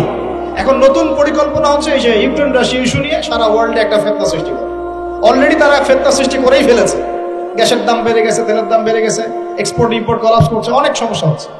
এবং এটাকে জিয়ে রাখা হচ্ছে অস্ত্র দিয়ে, প্রযুক্তি দিয়ে, হ্যাঁ, ট্যাঙ্ক দিয়ে, সমরাস্ত্র দিয়ে ওরা জিয়ে রাখছে যুদ্ধটাকে, যে চলুক, কন্টিনিউয়াসলি চলতে থাকে। কারণ তাদের উদ্দেশ্য হচ্ছে পুরো বিশ্বে একটা ম্যাসাকার যুদ্ধ লাগানো। এটা আস্তে আস্তে আপনারা বুঝতে পারবেন, আমাকে কিছুই বলতে হবে না, আস্তে আস্তে আপনারা এমনি বুঝতে পারবেন। সারা বিশ্বে একটা গ্রেট ওয়ার হতে পারে, যেটাকে মিলিটারি অ্যাফেয়ার্স যারা বুঝেন তারা বলেন যে নিউক্লিয়ার ওয়ার বা পারমাণবিক যুদ্ধের কথা। এটা কিন্তু আমাদের দরজায় দাঁড়িয়ে আছে। আমরা দোয়া করি এমনটা না হোক, কিন্তু হতে পারে। আমরা দোয়া করি এমনটা না হোক, কিন্তু হতে পারে। হলে কি হবে সেই চিন্তা আমাদের করতে হবে। তো যারা বলে ইসলাম তরবারির জোরে ছড়িয়েছে, তাদের এইসব কথা বলার কোনো অধিকার নাই, এদের লজ্জা করা উচিত। কারণ শুধু ফার্স্ট ওয়ার্ল্ড ওয়ারেই 3 থেকে 4 কোটি মানুষকে তারা মেরে ফেলেছে। আমরা কি তরবারের জোরে ইসলাম প্রচার করেছি, নাকি আদর্শের জোরে হয়েছে? আদর্শ দেখে, মুসলিমদের চরিত্র দেখে, তাদের চারিত্রিক মাধুর্য দেখে, কোরআন সুন্নাহর প্রামাণ্যতা দেখে লক্ষ লক্ষ মানুষ ইসলাম কবুল করেছে, আলহামদুলিল্লাহ। এখনো করছে, আলহামদুলিল্লাহ। এখন যে সারা বিশ্বে মানুষ মুসলিম হচ্ছে, কোন জায়গায় মুসলিমরা গলার জোরে, তরবারের জোরে ইসলাম প্রচার করছে দেখান দেখি। এখন কি বিশ্বে মানুষ মুসলিম হচ্ছে না? হচ্ছে কিনা? পশ্চিমা সভ্যতার মানুষরা মুসলিম হচ্ছে না? এখন কি আমরা যুদ্ধ করছি? তরবারি দিয়ে ওদেরকে ধরে রেখেছি, এই ইসলাম কবুল কর, এটা বলেছে? প্রিয় ভাইরা, এটা বলতে চাচ্ছিলাম, ফেরেশতারা বলেছেন রক্তপাত ঘটাবে আর ফাসাদ সৃষ্টি করবে। তারা কি সঠিক না ভুল? ফেরেশতারা সঠিক না ভুল? সঠিক। তারা কি গায়েব জানতেন? উত্তর না। তারা কিসের আলোকে বলেছেন? ওই যে বাসিরা, দূরদর্শিতা। জিন জাতি যা করেছে এরা তো তাই করতে পারে। আল্লাহ পাক কি বলছেন? আল্লাহ পাক বলছেন ইন্নী আ'লামু মা লা তা'লামুন, আমি যা জানি তোমরা তা জানো না। মানে আমার অনেক শুকরগুজার বান্দা থাকবে যারা আমার আনুগত্য করবে, আমার বিরুদ্ধাচরণ করবে। আমরা ওই বান্দাদের অন্তর্ভুক্ত হতে চাই, আল্লাহ পাক কবুল করুন বলিয়া। এটা বলে রাখি যে জান্নাতের 120টা কাতার হবে। কয় কাতার? 120 কাতার। এর মধ্যে 80টা কাতার হবে উম্মতে মুহাম্মাদের মধ্য থেকে। এবার আল্লাহ পাক আদম আলাইহিস সালামকে সৃষ্টি করলেন নিজ হাতে। সূরা সাদের মধ্যে আল্লাহ পাক বলেছেন খালাকতু বিয়াদাই, আমি নিজ হাতে ওকে সৃষ্টি করেছি। আল্লাহর হাত কেমন সেটা ব্যাখ্যা করার দরকার নাই, এগুলো নিয়ে চিন্তা করতে যাবেন। আল্লাহ পাক আল্লাহ পাকের মতোই, কারোর সাথে সাদৃশ্যপূর্ণ নন। আল্লাহ পাক এবার আদম আলাইহিস সালামকে সৃষ্টি করে নাম শিক্ষা দিলেন। মুআল্লামা আদামাল আসমাআ কুল্লাহা, এই মহাবিশ্বের যত জ্ঞান আল্লাহ পাক আদম আলাইহিস সালামকে শিক্ষা দিলেন। বলেন সুবহানাল্লাহ। এখান থেকে দলিল পেলাম আমাদের পিতা বানর থেকে হয় নাই, আমাদের পিতাকে আল্লাহ পাক সৃষ্টি করেছে। আমাদের পিতাকে কে সৃষ্টি করেছেন? আল্লাহ রাব্বুল আলামিন। তাও আবার নিজ হাতে, মানে কি? ভালোবাসা দিয়ে, ভালোবেসে, মহব্বতের সাথে। এই খলাকতু বিয়াদাই, আমি নিজ হাতে সৃষ্টি করেছি, এই কথা মানুষ ছাড়া, আদম আলাইহিস সালাম ছাড়া অন্য কারো জন্য আল্লাহ পাক বলেন নাই। অন্য সবার জন্য আল্লাহ পাক বলেছেন ইযা আরাদা শাইআন আইয়াকুলা লাহু কুন ফায়াকুন। যখন আল্লাহ পাক কিছু করতে চান খালি বলেন কুন, হও, ফায়াকুন, হয়ে যায়। ওখানে আল্লাহ পাক বলেন নাই সাগর সৃষ্টি করেছে হাত দিয়ে, এই গ্রহ নক্ষত্র সৃষ্টি করেছে আমার হাত দিয়ে। আল্লাহ পাক এমনটা বলেন নাই। আদম আলাইহিস সালামকে আল্লাহ পাক কত মহব্বত করেন, আল্লাহ পাক বলছেন যে আমি তাকে আমার নিজ হাতে সৃষ্টি করেছি। আর আজকে তোমরা শেখাচ্ছ মানুষকে, আস্তাগফিরুল্লাহ, যে মানুষ বানর থেকে হয়েছে। কত বড় কুফরি, কত বড় শিরক, কত বড় লজ্জা। নিজের সম্মান মানুষ নিজে এভাবে নষ্ট করতে পারে, নিজের সম্মান নিজে নষ্ট করতে পারে। আমাদেরকে আল্লাহ সৃষ্টি করেছেন আদম আলাইহিস সালাম থেকে। তারপরে যান, শুধু সৃষ্টি করেন নাই, আল্লাহ পাক সমস্ত নাম শিক্ষা দিয়েছেন। নাম মানে এখানে শুধু নাম, মঙ্গল, নেপচুন, প্লুটো এগুলো না। নাম মানে হচ্ছে জ্ঞান। নাম মানে কি? জ্ঞান। একটা এক্সাম্পল দেই, যখন আপনি বাচ্চাকে বলেন যে A for Apple, A for কি? অ্যাপল যে শিখাচ্ছেন, অ্যাপল বলতে কিন্তু সে শুধুমাত্র একটা ওয়ার্ড শিখে না, ও কিন্তু শিখে অ্যাপল মানে একটা এমন কিছু যেটা খেতে হয়। কি করতে হয়? খেতে হয়। যখন আপনি শেখান এ ফর অ্যান্ট, ও বুঝতে পারে অ্যান্ট হচ্ছে একটা সৃষ্টি, এটা চলাচল করে, কালো কালো দেখতে, ও কিন্তু মাথার মধ্যে ওটা ছবি এঁকে নেয়। তো এটা নাম মানে শুধু নাম না, জ্ঞান। আল্লাহ পাক আদম আলাইহিস সালামকে সমস্ত জ্ঞান শিক্ষা দিলেন। আল্লামাল ইনসান মা লাম ইয়ালাম, আল্লাহ বলছেন আমি মানুষকে সেই জ্ঞান শিক্ষা দিয়েছি যা মানুষ জানতো না। মানে আমরা সৃষ্টিগতভাবে জ্ঞানী ছিলাম না, আল্লাহ পাক জ্ঞান শিক্ষা দিয়েছেন। কোন জ্ঞান শিক্ষা দিয়েছেন? যে জ্ঞান ফেরেশতাদেরও ছিল না। বলেন সুবহানাল্লাহ। আল্লাহ পাক জ্ঞান শিক্ষা দিয়ে ফেরেশতাদের সামনে নিয়ে গিয়ে বলছেন তোমরা এই নামগুলো বলো দেখি। ফেরেশতারা বলছেন লা ইলমা লানা ইল্লা মা আল্লামতানা, আল্লাহ আমাদের তো সেই জ্ঞান নাই, যা আপনি শিখিয়েছেন অতটুকুই জানি, এর বেশি জানি না। এবার আল্লাহ পাক বলছেন ইয়া আদম আম্বিহুম বিআসমাইহিম, আদম তুমি সব নাম বলে দাও দেখি। আদম আলাইহিস সালাম সমস্ত নাম ধর করে সব বলে দিলেন। আমাদের পিতা জ্ঞানী ছিলেন না? ছিলেন না? আল্লাহ পাক নিজে তাকে জ্ঞান শিক্ষা দিয়েছে। আর আমরা বলছি মানুষ আস্তাগফিরুল্লাহ অন্য প্রাণী থেকে আসছে। সুবহানাল্লাহ, কত অদূরদর্শী মানুষেরা, কত সুদূর প্রসারী একটা কুফরি মতবাদ। এবার আল্লাহ পাক আদম আলাইহিস সালামকে বলছেন তুমি নাম বলে দাও, তিনি সব নাম বলে দিলেন। এবার গিয়ে আল্লাহ পাক ফেরেশতাদেরকে বলছেন এবার তোমরা একটা কাজ করো। তো ইয কুলনা লিল মালাইকাতি ইসজুদু লি আদম, তখন আল্লাহ পাক বলছেন যে আমি ফেরেশতাদেরকে বললাম তোমরা সবাই এখন আদমকে সিজদা করো। বলেন সুবহানাল্লাহ। কত সম্মান আমাদের পিতা। মহাবিশ্বে ফেরেশতাদের সামনে আল্লাহ পাক তাকে সিজদা করালেন ফেরেশতাদেরকে দিয়ে। ফাসাজাদু, সবাই সিজদা করলো, ইল্লা ইবলিস। কে সিজদা করলো না? ইবলিস। এখানে একটা বিষয় মনে রাখেন, আমাদের পিতাকে কিসের কারণে সম্মানিত করা হয়েছে? শারীরিক গঠন, চেহারা সৌন্দর্য, টাকা পয়সা, রিজিক, কোনটার কারণে? এইটাই মনে রাখবেন। মুসলিম উম্মাহ যদি আজকে সারা বিশ্বের নেতৃত্ব দিতে চায়, সবাইকে জ্ঞানী হতে হবে, জ্ঞানের বিপ্লব ঘটাতে হবে। বলেন সুবহানাল্লাহ, বলেন আমিন। এই জ্ঞানের বিপ্লব ঘটাতে পারলে ইনশাআল্লাহ মুসলিম উম্মাহ আবার সেই জায়গায় যাবে যেখান থেকে আমরা এসেছি। জ্ঞান ছাড়া আমরা কিচ্ছু করতে পারবো না। আর এই জ্ঞান মানে শুধু একমুখী শিক্ষা নয়, জেনারেল শিক্ষা, ইসলামিক শিক্ষা, এই দুটাকে হারমোনিয়াসলি কম্বাইন্ড করতে হবে, করে এমন জ্ঞান অর্জন করতে হবে যে জ্ঞান দিয়ে বিশ্বকে আমরা চ্যালেঞ্জ করতে পারি। এটাই এই বিশ্বের সবচেয়ে বড় চ্যালেঞ্জ এখন, মুসলিমদের সবচেয়ে বড় চ্যালেঞ্জ এখন এটাই। ইসলামিক শিক্ষা এবং জেনারেল শিক্ষাকে একত্রিত করে এমন প্রজন্ম তৈরি করা যে প্রজন্ম আগামী দিনে উম্মাহকে নেতৃত্ব দেবে ইনশাআল্লাহ। এই একটা কাজ যদি কেউ করে যেতে পারে, আল্লাহ পাক তৌফিক দেখ। আমরা দোয়া করে আল্লাহ পাক এমন নেতা আমাদের উপরে নিয়ে আসুক যারা এরকম প্রজেক্ট লঞ্চ করতে পারে। বলেন আমিন। দোয়া করতে কোনো সমস্যা? অথবা যদি কেউ হাল না ধরে, আল্লাহ পাক যেন এমন কিছু মানুষ তৈরি করে দেন যারা এই জ্ঞানতাত্ত্বিক বিপ্লব নিয়ে কাজ করবে ইনশাআল্লাহ। এটা সবচেয়ে ইম্পর্টেন্ট কাজ এখন। না হলে আজকে থেকে 20-30 বছর পরে এই প্রজন্মকে আপনি আর খুঁজে পাবেন না। দেখবেন এমন প্রজন্ম চলে আসছে যারা বলবে আল্লাহর সাথে আমাদের কোনো সম্পর্ক নাই, নামাজ পড়বে না, রোজা রাখবে না, যাকাত দিবে না, আল্লাহকে চিনবে না। দেখে নিয়েন, আমরা দোয়া করি এমনটা না হোক, কিন্তু যদি আমরা হাল ছেড়ে দিই এখন এমনটাই হবে। এটা খিদিরের দৃষ্টিভঙ্গি দিয়ে আপনাদেরকে বললাম। জ্ঞানতাত্ত্বিক রেভলিউশন দরকার। যদি কেউ কোনো উদ্যোগ না গ্রহণ করে, অ্যাটলিস্ট বাসায় পারিবারিক ভাবে হলেও আপনাকে শেখাতে হবে সন্তানকে, কোনো অপশন নাই। এবার ফাসাজাদু, সবাই সিজদা করেছে, ইল্লা ইবলিস, ইবলিস করে নাই। কেন করছে না? ইবলিসের সমস্যাটা কি? ইবলিসকে আল্লাহ পাক জিজ্ঞাসা করছেন, আল্লাহ পাক জিজ্ঞাসা করছেন মা মানাআকা আল্লা তাসজুদা ইযা আমারতুক, আমি তোমাকে আদেশ করলাম আদমকে সিজদা করতে, কে তোমাকে নিষেধ করলো সিজদা করতে? ইবলিস বলছে, বেশি চালাক, বেশি বোঝে যারা, অতিরিক্ত বুদ্ধিজীবী। ইবলিস ছিল বেশি বুদ্ধিজীবী। ইবলিস ছিল কি? অতিরিক্ত মাত্রার বুদ্ধিজীবী। আছেন আমাদের সমাজে এরকম কিছু মানুষ, ও বলছে খালাকতানি মিন নার, আমাকে সৃষ্টি করেছেন আগুন দিয়ে, আগুন তো সুপিরিয়র মাটির চাইতে। ও খালাকতাহু মিন তিন, আর আপনি এই আদমকে সৃষ্টি করেছেন মাটি থেকে, কাদা মাটি দিয়ে, আমি কেন আদমকে সিজদা করতে চাই? যুক্তি, অতি যুক্তিবাদী, অতি বুদ্ধি। আল্লাহ পাক বলছেন ফাখরুজ মিনহা ফাইন্নাকা রাজিম, এখান থেকে বের হয়ে যাও, তুমি অভিশপ্ত।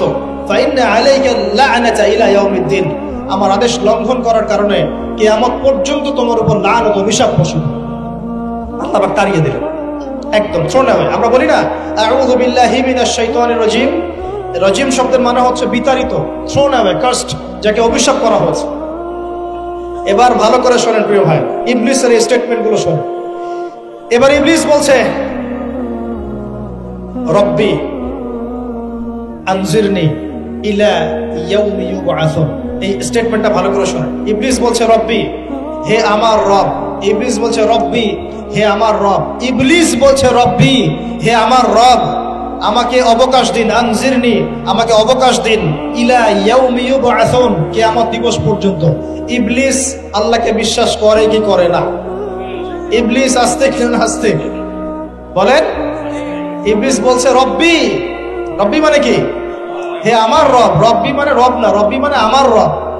রব্বুন মানে রব, রব্বুহু তার রব, রব্বুহুম তাদের রব, রব্বুকা মানে তোমার রব, রব্বুকুম মানে তোমাদের রব, রব্বি মানে কি? আমার রব, রব্বুনা আমাদের রব। এটা গ্রামার, বুঝতে পারছেন? ইবলিস বলছে রব্বি মানে কি? হে আমার রব, আনজিরনি, আমাকে অবকাশ দিন, ইলা ইয়াউমি ইউবআসুন, কিয়ামত দিবস পর্যন্ত। ইবলিস আস্তিক না নাস্তিক? তাহলে এখন বলেন তো, আমরা যারা দুনিয়াতে আল্লাহকে অস্বীকার করছি তারা ইবলিসের চেয়ে বড় না ছোট? দলিল দিলাম তো, নাকি এমনি এমনি বললাম? আচ্ছা, আল্লাহ পাক বলছেন যাও, ফাইন্নাকা মিনাল মুনজারিন, তোমাকে অবকাশ দেয়া হলো, কারণ কিয়ামত পর্যন্ত সময় আল্লাহর কাছে খুব বেশি কিছু না, মানে একদিনেরও কম, অল্প সময়, একটা সকাল একটা সন্ধ্যার মতো। ঠিক আছে, দিলাম, যাও। এবার ইবলিস চ্যালেঞ্জ করছে। এই চ্যালেঞ্জটা আমাদের সবাইকে মনে রাখতে হবে, সারা জীবন ইবলিসের এই স্টেটমেন্টটা মনে রাখতে হবে। সেটা কি?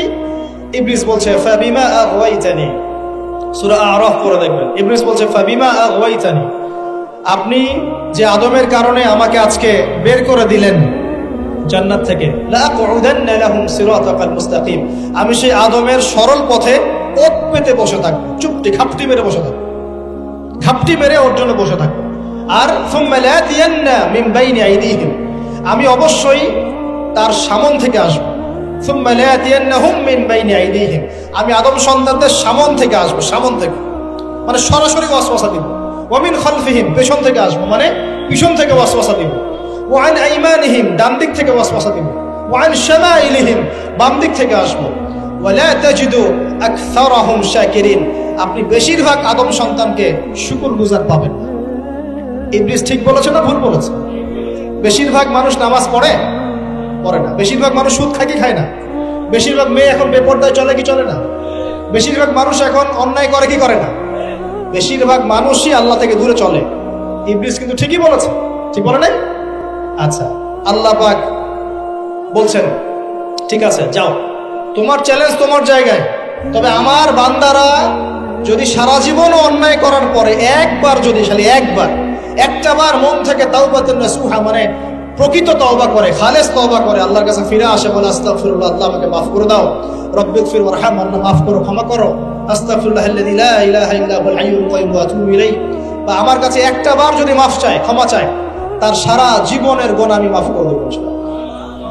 আর কি চাই? যে বললাম না আমাদেরকে ভালোবেসে আল্লাহ সৃষ্টি করেছে।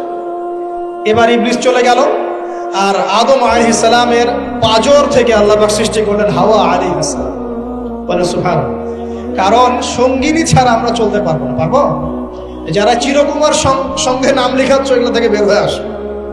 এখন চিরকুমার থাকার টেন্ডেন্সি মানুষের, চিরকুমার থাকতে হবে কেন? সঙ্গী দরকার আছে কি নাই? আছে। একা একা লাগে, মানুষ একা একা চলতে পারে না। ইব্রাহিম আলাইহিস সালাম একা চলে আসছেন, তার সাথে সারা আলাইহিস সালাম ছিলেন। আমাদের নবীজি যখন একা, তার সাথে খাদিজা রাদিয়াল্লাহু আনহা ছিলেন। ঠিক আছে? ঠিক একইভাবে আদম আলাইহিস সালাম একা একা জান্নাতে, আল্লাহ পাক তার পাঁজর থেকে সৃষ্টি করলেন কাকে? হাওয়া আলাইহিস সালাম। বলে রাখি, হাওয়া আলাইহিস সালাম ছিলেন পৃথিবীর সবচেয়ে সুন্দরী নারীদের একজন। দুজন নারীকে সবচেয়ে সুন্দরী বলা হয়, কয়জন? একজন হাওয়া আলাইহিস সালাম, আর একজন ইব্রাহিম আলাইহিস সালামের স্ত্রী সারা আলাইহিস সালাম। মনে থাকবে? এখানে মনে রাখবেন, নিজে যদি পবিত্র থাকেন, নিজের চরিত্রকে পবিত্র রাখেন, ইনশাআল্লাহ আপনি সব দিক থেকে ভালো একজন মেয়ে পাবেন। নিজের চরিত্র ঠিক থাকবে না, জেনা করবেন, 10 ঘাটের পানি খেয়ে আসবেন, দেখবেন যাকে বিয়ে করেছেন ও 15 ঘাটের পানি খেয়ে আসে। সতর্ক থাকবেন, আল্লাহ পাক হেফাজত করুন, বলি আমিন। এবার তারা দুজন জান্নাতে থাকতে লাগলেন। আল্লাহ পাক বলছেন, মনোযোগ দেন, আল্লাহ বলছেন যে তোমরা দুজন জান্নাতে থাকো। ফাকুলা মিনহা রাগাদান হাইসু শি'তুমা, জান্নাতে যা ইচ্ছা তোমরা খাও, কোনো সমস্যা নেই, থাকো খাও। ওয়ালা তাকরাবা হাদিহি শাজারা, কিন্তু একটা আদেশ করছি তোমাদেরকে, এই যে গাছটা দেখছো এই গাছের কাছেও যাবে না। শব্দগুলো বোঝার চেষ্টা করো। আল্লাহ পাক বলছেন না যে গাছের ফল খাবে না, আল্লাহ পাক বলছেন গাছের কাছেও যাবে না। ঠিক যেমন আল্লাহ বলছেন ওয়ালা তাকরাবু আমওয়ালাল ইয়াতীম, এতিমের মালের কাছেও যাবে না। আল্লাহ বলছেন না এতিমের মাল খেও না। আল্লাহ বলছেন ওয়ালা তাকরাবু জিনা, জেনার কাছেও যেও না। আল্লাহ কিন্তু বলছেন না জেনা করো না।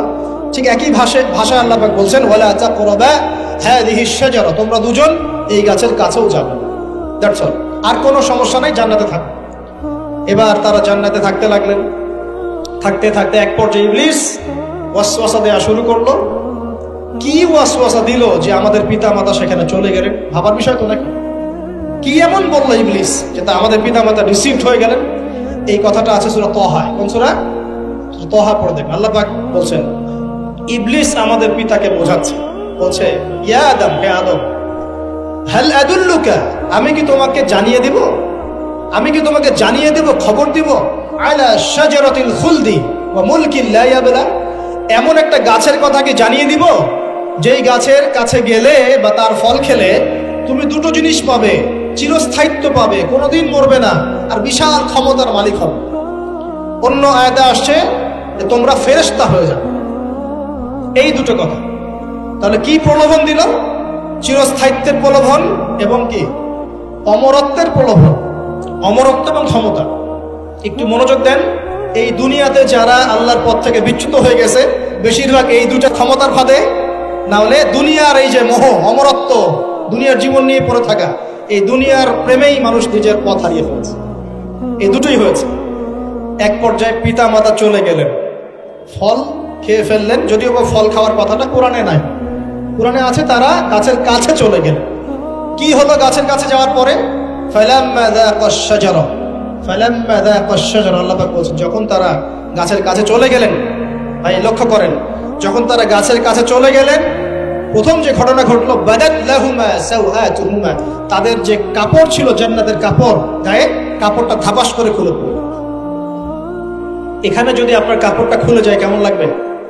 বা কেউ যদি জোর করে কাপড় আপনার খুলে ফেলে কেমন লাগবে? কেউ যদি 10 জন জোর করে ধরে আপনার কাপড় খুলে দেয় কেমন লাগবে? আপনি নিজের জীবনের চাইতে বেশি কাপড়টা ধরে রাখার দিকে মনোযোগী হবেন না? আমাদের পিতা মাতাকে শয়তান জান্নাতে ফেরেশতাদের সামনে নগ্ন করবে, কাপড় খুলে পড়ে গেল। তার মানে জান্নাতে আমাদের পিতা মাতাকে নগ্ন করেছে কে? ইবলিস। তাহলে দুনিয়াতে যারা এখন আমাদের গা থেকে কাপড় খুলতে চায়, বেপর্দায় চলতে চায়, পর্দাকে কুপ্রথা বলে, কুসংস্কার বলে, যারা বলে যে অশ্লীলতার বিপ্লব ঘটুক, পোশাকের কোনো বাধা ধরা নিয়ম না থাকুক, সবাই স্বাধীন, যারা নগ্নতা অশ্লীলতার প্রসার চায়, যারা মুসলিমদের গা থেকে কাপড় খুলতে চায়, এরা তাহলে কার হয়ে কাজ করছে? যেই কাজ শয়তান করেছে জান্নাতে, ওই কাজই তারা করছে এখন জমিনে। কথা কি প্রমাণ করতে পারলাম? প্রথম দুর্ঘটনা কোনটা? প্রথম দুর্ঘটনা এটা নয় যে তারা আল্লাহর হুকুম আহকাম ত্যাগ করেছেন, আল্লাহকে অস্বীকার করেছেন, কুফরি করেছেন, শিরিক করেছেন, এগুলো হয়নি। প্রথমে সর্বপ্রথম দুর্ঘটনা হয়েছে গা থেকে কাপড় খুলে পড়ে গেছে, তাও জান্নাতে, সবার সামনে। এবার আমাদের পিতামাতার কি অবস্থা চিন্তা করেন, লজ্জাস্থান প্রকাশিত হয়ে গেছে। এবার তারা জান্নাতের গাছের পাতা ছিঁড়ে গা এই লজ্জাস্থান ঢাকা শুরু করলেন। এটা সূরা আরাফের মধ্যে আছে। এবার আল্লাহ পাক তাদেরকে বললেন, আলাম আকুল লাকুমা, আমি কি তোমাদের দুজনকে বলি নাই, ইন্নাশ শাইতানা লাকুমা আদুউম মুবিন, শয়তান তোমাদের স্পষ্ট শত্রু, আমি কি তোমাদেরকে বলি নাই? এবার আমাদের পিতামাতা দরদর করে চোখের পানি ফেলে দিয়ে আল্লাহকে বলছেন, রব্বানা যালামনা আনফুসানা ওয়া ইল্লাম তাগফির লানা ওয়া তারহামনা লানাকুনান্না মিনাল খাসিরিন। এই দোয়া করার পর আল্লাহ পাক তাদেরকে মাফ করে দিলেন, সুবহানাল্লাহ। কিন্তু জান্নাতে আর থাকা হলো না, জান্নাতে আর থাকা হলো না। আমরা অনেকে মনে করি এই ঘটনার কারণে হয়তো আল্লাহ পাক তাদেরকে নামিয়ে দিয়েছেন, এই কথাও ঠিক না। কেন ঠিক না? কারণ আল্লাহ পাক দুনিয়া সৃষ্টি করেছেন আগে, আর আল্লাহ আগেই মানুষ সৃষ্টি করার আগেই আল্লাহ পাক বলেছেন দুনিয়াতে আমার খলিফা পাঠাবো। তার মানে দুনিয়াতে যে আদম আলাইহিস সালামকে পাঠানো হবে এটা আগে থেকেই লেখা ছিল, এটা পরীক্ষা। এবার নামিয়ে দিচ্ছেন আল্লাহ পাক, কুল নাহবিতু মিনহা জামিআ, তোমরা সবাই এখন নেমে যাও। কে কে নেমে যাও? আদম, হাওয়া, ইবলিস সব নেমে যাও। কোথায় নেমে যাও? দুনিয়াতে নেমে যাও। ফাইম্মা ইয়াতিয়ান্নাকুম মিন্নি হুদান, দুনিয়াতে তোমাদের কাছে আমার পক্ষ থেকে হেদায়েত আসবে। কি আসবে? হেদায়েত মানে আল্লাহর কিতাব এবং নবী রাসূল আসবে। ফামান তাবিআ হুদায়া, যারা আমার হেদায়েতকে মেনে চলবে, ফালা খাউফুন আলাইহিম ওয়ালা হুম ইয়াহজানুন, তাদের কোনো টেনশন নাই, কোনো ভয় নাই। যে জান্নাত থেকে এসেছো ওখানেই ফিরে আসবে ইনশাআল্লাহ। কিন্তু ওয়াল্লাযীনা কাফারু ওয়া কাযযাবু বিআয়াতিনা, যারা আমার আয়াতকে মিথ্যা প্রতিপন্ন করবে, অস্বীকার করবে, ফাউলাইকা আসহাবুন নার, এরা হবে জাহান্নামের অধিবাসী। হুম ফিহা খালিদুন, তারা সেখানে ওই শয়তানের সাথে চিরস্থায়ী। এই দর্শনটা কি সহজ না কঠিন? দুনিয়াতে যাচ্ছ যাও, এই দুনিয়ার জীবন চিরস্থায়ী নয়, নির্দিষ্ট টাইম দেওয়া হয়েছে।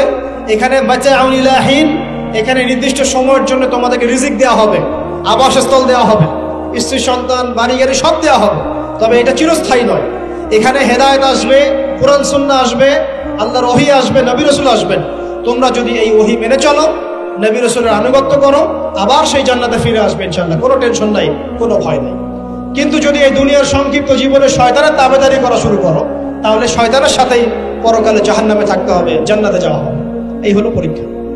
এবার আমরা দুনিয়াতে নেমে আসলাম, তার মানে আমরা এই দুনিয়ার বাসিন্দা ছিলাম না জান্নাত থেকে আসছি? দুইটা বিষয় একদম স্পষ্ট। আমাদের পিতা হচ্ছেন আদম আলাইহিস সালাম, যিনি বানর ছিলেন না, মানুষ ছিলেন, এক।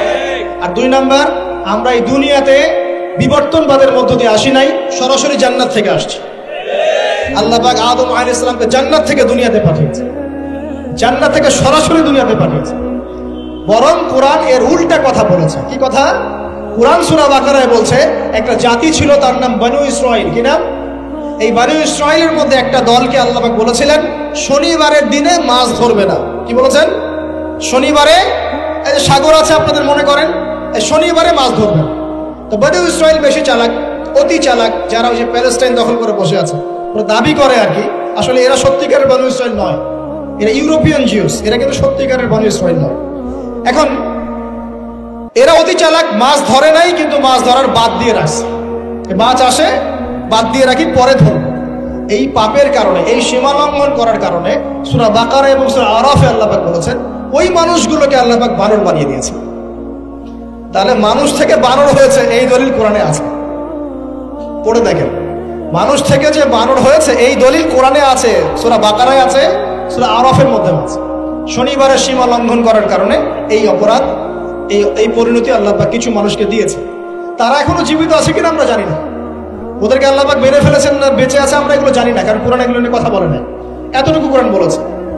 তবে এখনো কিন্তু বহু বাইরের মানুষ আকৃতির প্রাণীকে আল্লাহ পাক ভেতর থেকে বানর বানিয়ে দিচ্ছেন না। এটা নিয়ে একটা কথা বলতে চাই, সেটা হলো কিয়ামতের আগে আগে আরো কিছু মানুষকে আল্লাহ পাক কিন্তু শূকর এবং বানরে পরিণত করবে। এই হাদিসটা কি জানেন? হাদিসটা শুনে রাখেন, এটা আখিরুজ জামান বা কিয়ামতের আলামত সংক্রান্ত হাদিসগুলোর মধ্যে পাবেন। আল্লাহর রাসূল সাল্লাল্লাহু আলাইহি ওয়াসাল্লাম বলেছেন কিয়ামতের আগে আগে আমার উম্মতের মধ্যে, ভালো করে শোনেন, কিয়ামতের আগে আগে আমার উম্মতের মধ্যে একদল মানুষ বের হবে যারা মদ পানকে হালাল মনে করবে। কাকে? মদ পান করাকে হালাল মনে করবে। যারা বাদ্যযন্ত্র, গায়িকা, নায়িকা এগুলো নিয়ে নর্তকী নাচাবে রাতের বেলা, এগুলোকে হালাল মনে করবে। যারা অশ্লীলতা, বেহায়াপনাকে জায়েজ করে নিবে, ঠিক আছে, এরকম কয়েকটা পাপের কথা বলে নবীজি বলছেন একদিন সকালবেলা আল্লাহ পাক তাদেরকে ঘৃণিত বানরে পরিণত করবে। এটা হবে সামনে, কখন কিভাবে হবে আল্লাহ ভালো জানে। এবার আমি কনসেপ্টে চলে আসি। এই যে পৃথিবীতে নেমে আসলাম, তাহলে আমরা কোত্থেকে আসছি ভাই? আমরা কি পৃথিবীর অধিবাসী ছিলাম? আমরা জান্নাতে ছিলাম, ওখান থেকে আল্লাহ পাক পাঠিয়েছে। এবার পৃথিবীতে এসে আদম আলাইহিস সালামের যুগে খুব একটা দুর্ঘটনা ঘটে নাই, একটা ঘটেছে। কয়টা? একটা। ভাই হাবিলের কুরবানি কবুল হয়, কাবিলের অন্তর্দাহ হয়, জ্বালা হয়। কেন হাবিলেরটা কবুল হবে, কাবিলের কেন হচ্ছে না? এই হিংসার বশবর্তী হয়ে কাবিল হাবিলকে হত্যা করে ফেলে। হত্যা করে লাশটা দাফন করার পদ্ধতিও তার জানা ছিল না। আল্লাহ কাককে পাঠালেন, কাককে দেখে সে শিখল। প্রথম দুর্ঘটনা হচ্ছে হাবিল কাবিলের দুর্ঘটনা। বলে রাখি, আজকেও নিজের ভাইয়ের বেশে বহু কাবিল মুসলিম সমাজের মধ্যে ঘুরে বেড়ায়। নিজের ভাইয়ের লেবাসে পোশাকে সুরতেই বহু কাবিল এখনো কিন্তু মুসলিম সমাজে ঘুরে বেড়ায়। তো আমরা কাবিলদেরকে কাবিলের পরিণতি সম্পর্কে সচেতন করতে চাই। হাবিল বলেছিল, তুমি যদি আমাকে মারতে আসো, আমি তোমাকে মারার জন্য হাত বাড়াবো না। হাবিল জান্নাতে যাবে আর কাবিল জাহান্নামে যাবে। কেন কাবিল জাহান্নামে যাবে? নবীজি বলেছেন, পৃথিবীর প্রথম হত্যাকাণ্ড সংগঠিত করেছে কাবিল। এ কারণে পৃথিবীতে যত খুন হবে, সমস্ত খুনের পাপের একটা অংশ কাবিলের আমল নামায় যোগ করা হবে। একটা কথা মনে রাখবেন, সদকায়ে জারিয়া যেমন আছে, গুনাহে জারিয়াও আছে। একটা মদের দোকান দিয়েছেন, যত মানুষ মদ খাচ্ছে, সমস্ত গুনার একটা অংশ আপনার কাঁধে আসছে। সিনেমা হল করেছেন, মানুষ সারাদিন নেকটা ছবি দেখে, নগ্ন ছবি দেখে, যত মানুষ এখানে পাপ করবে, সমস্ত পাপের একটা অংশ আপনার কাঁধে যাবে।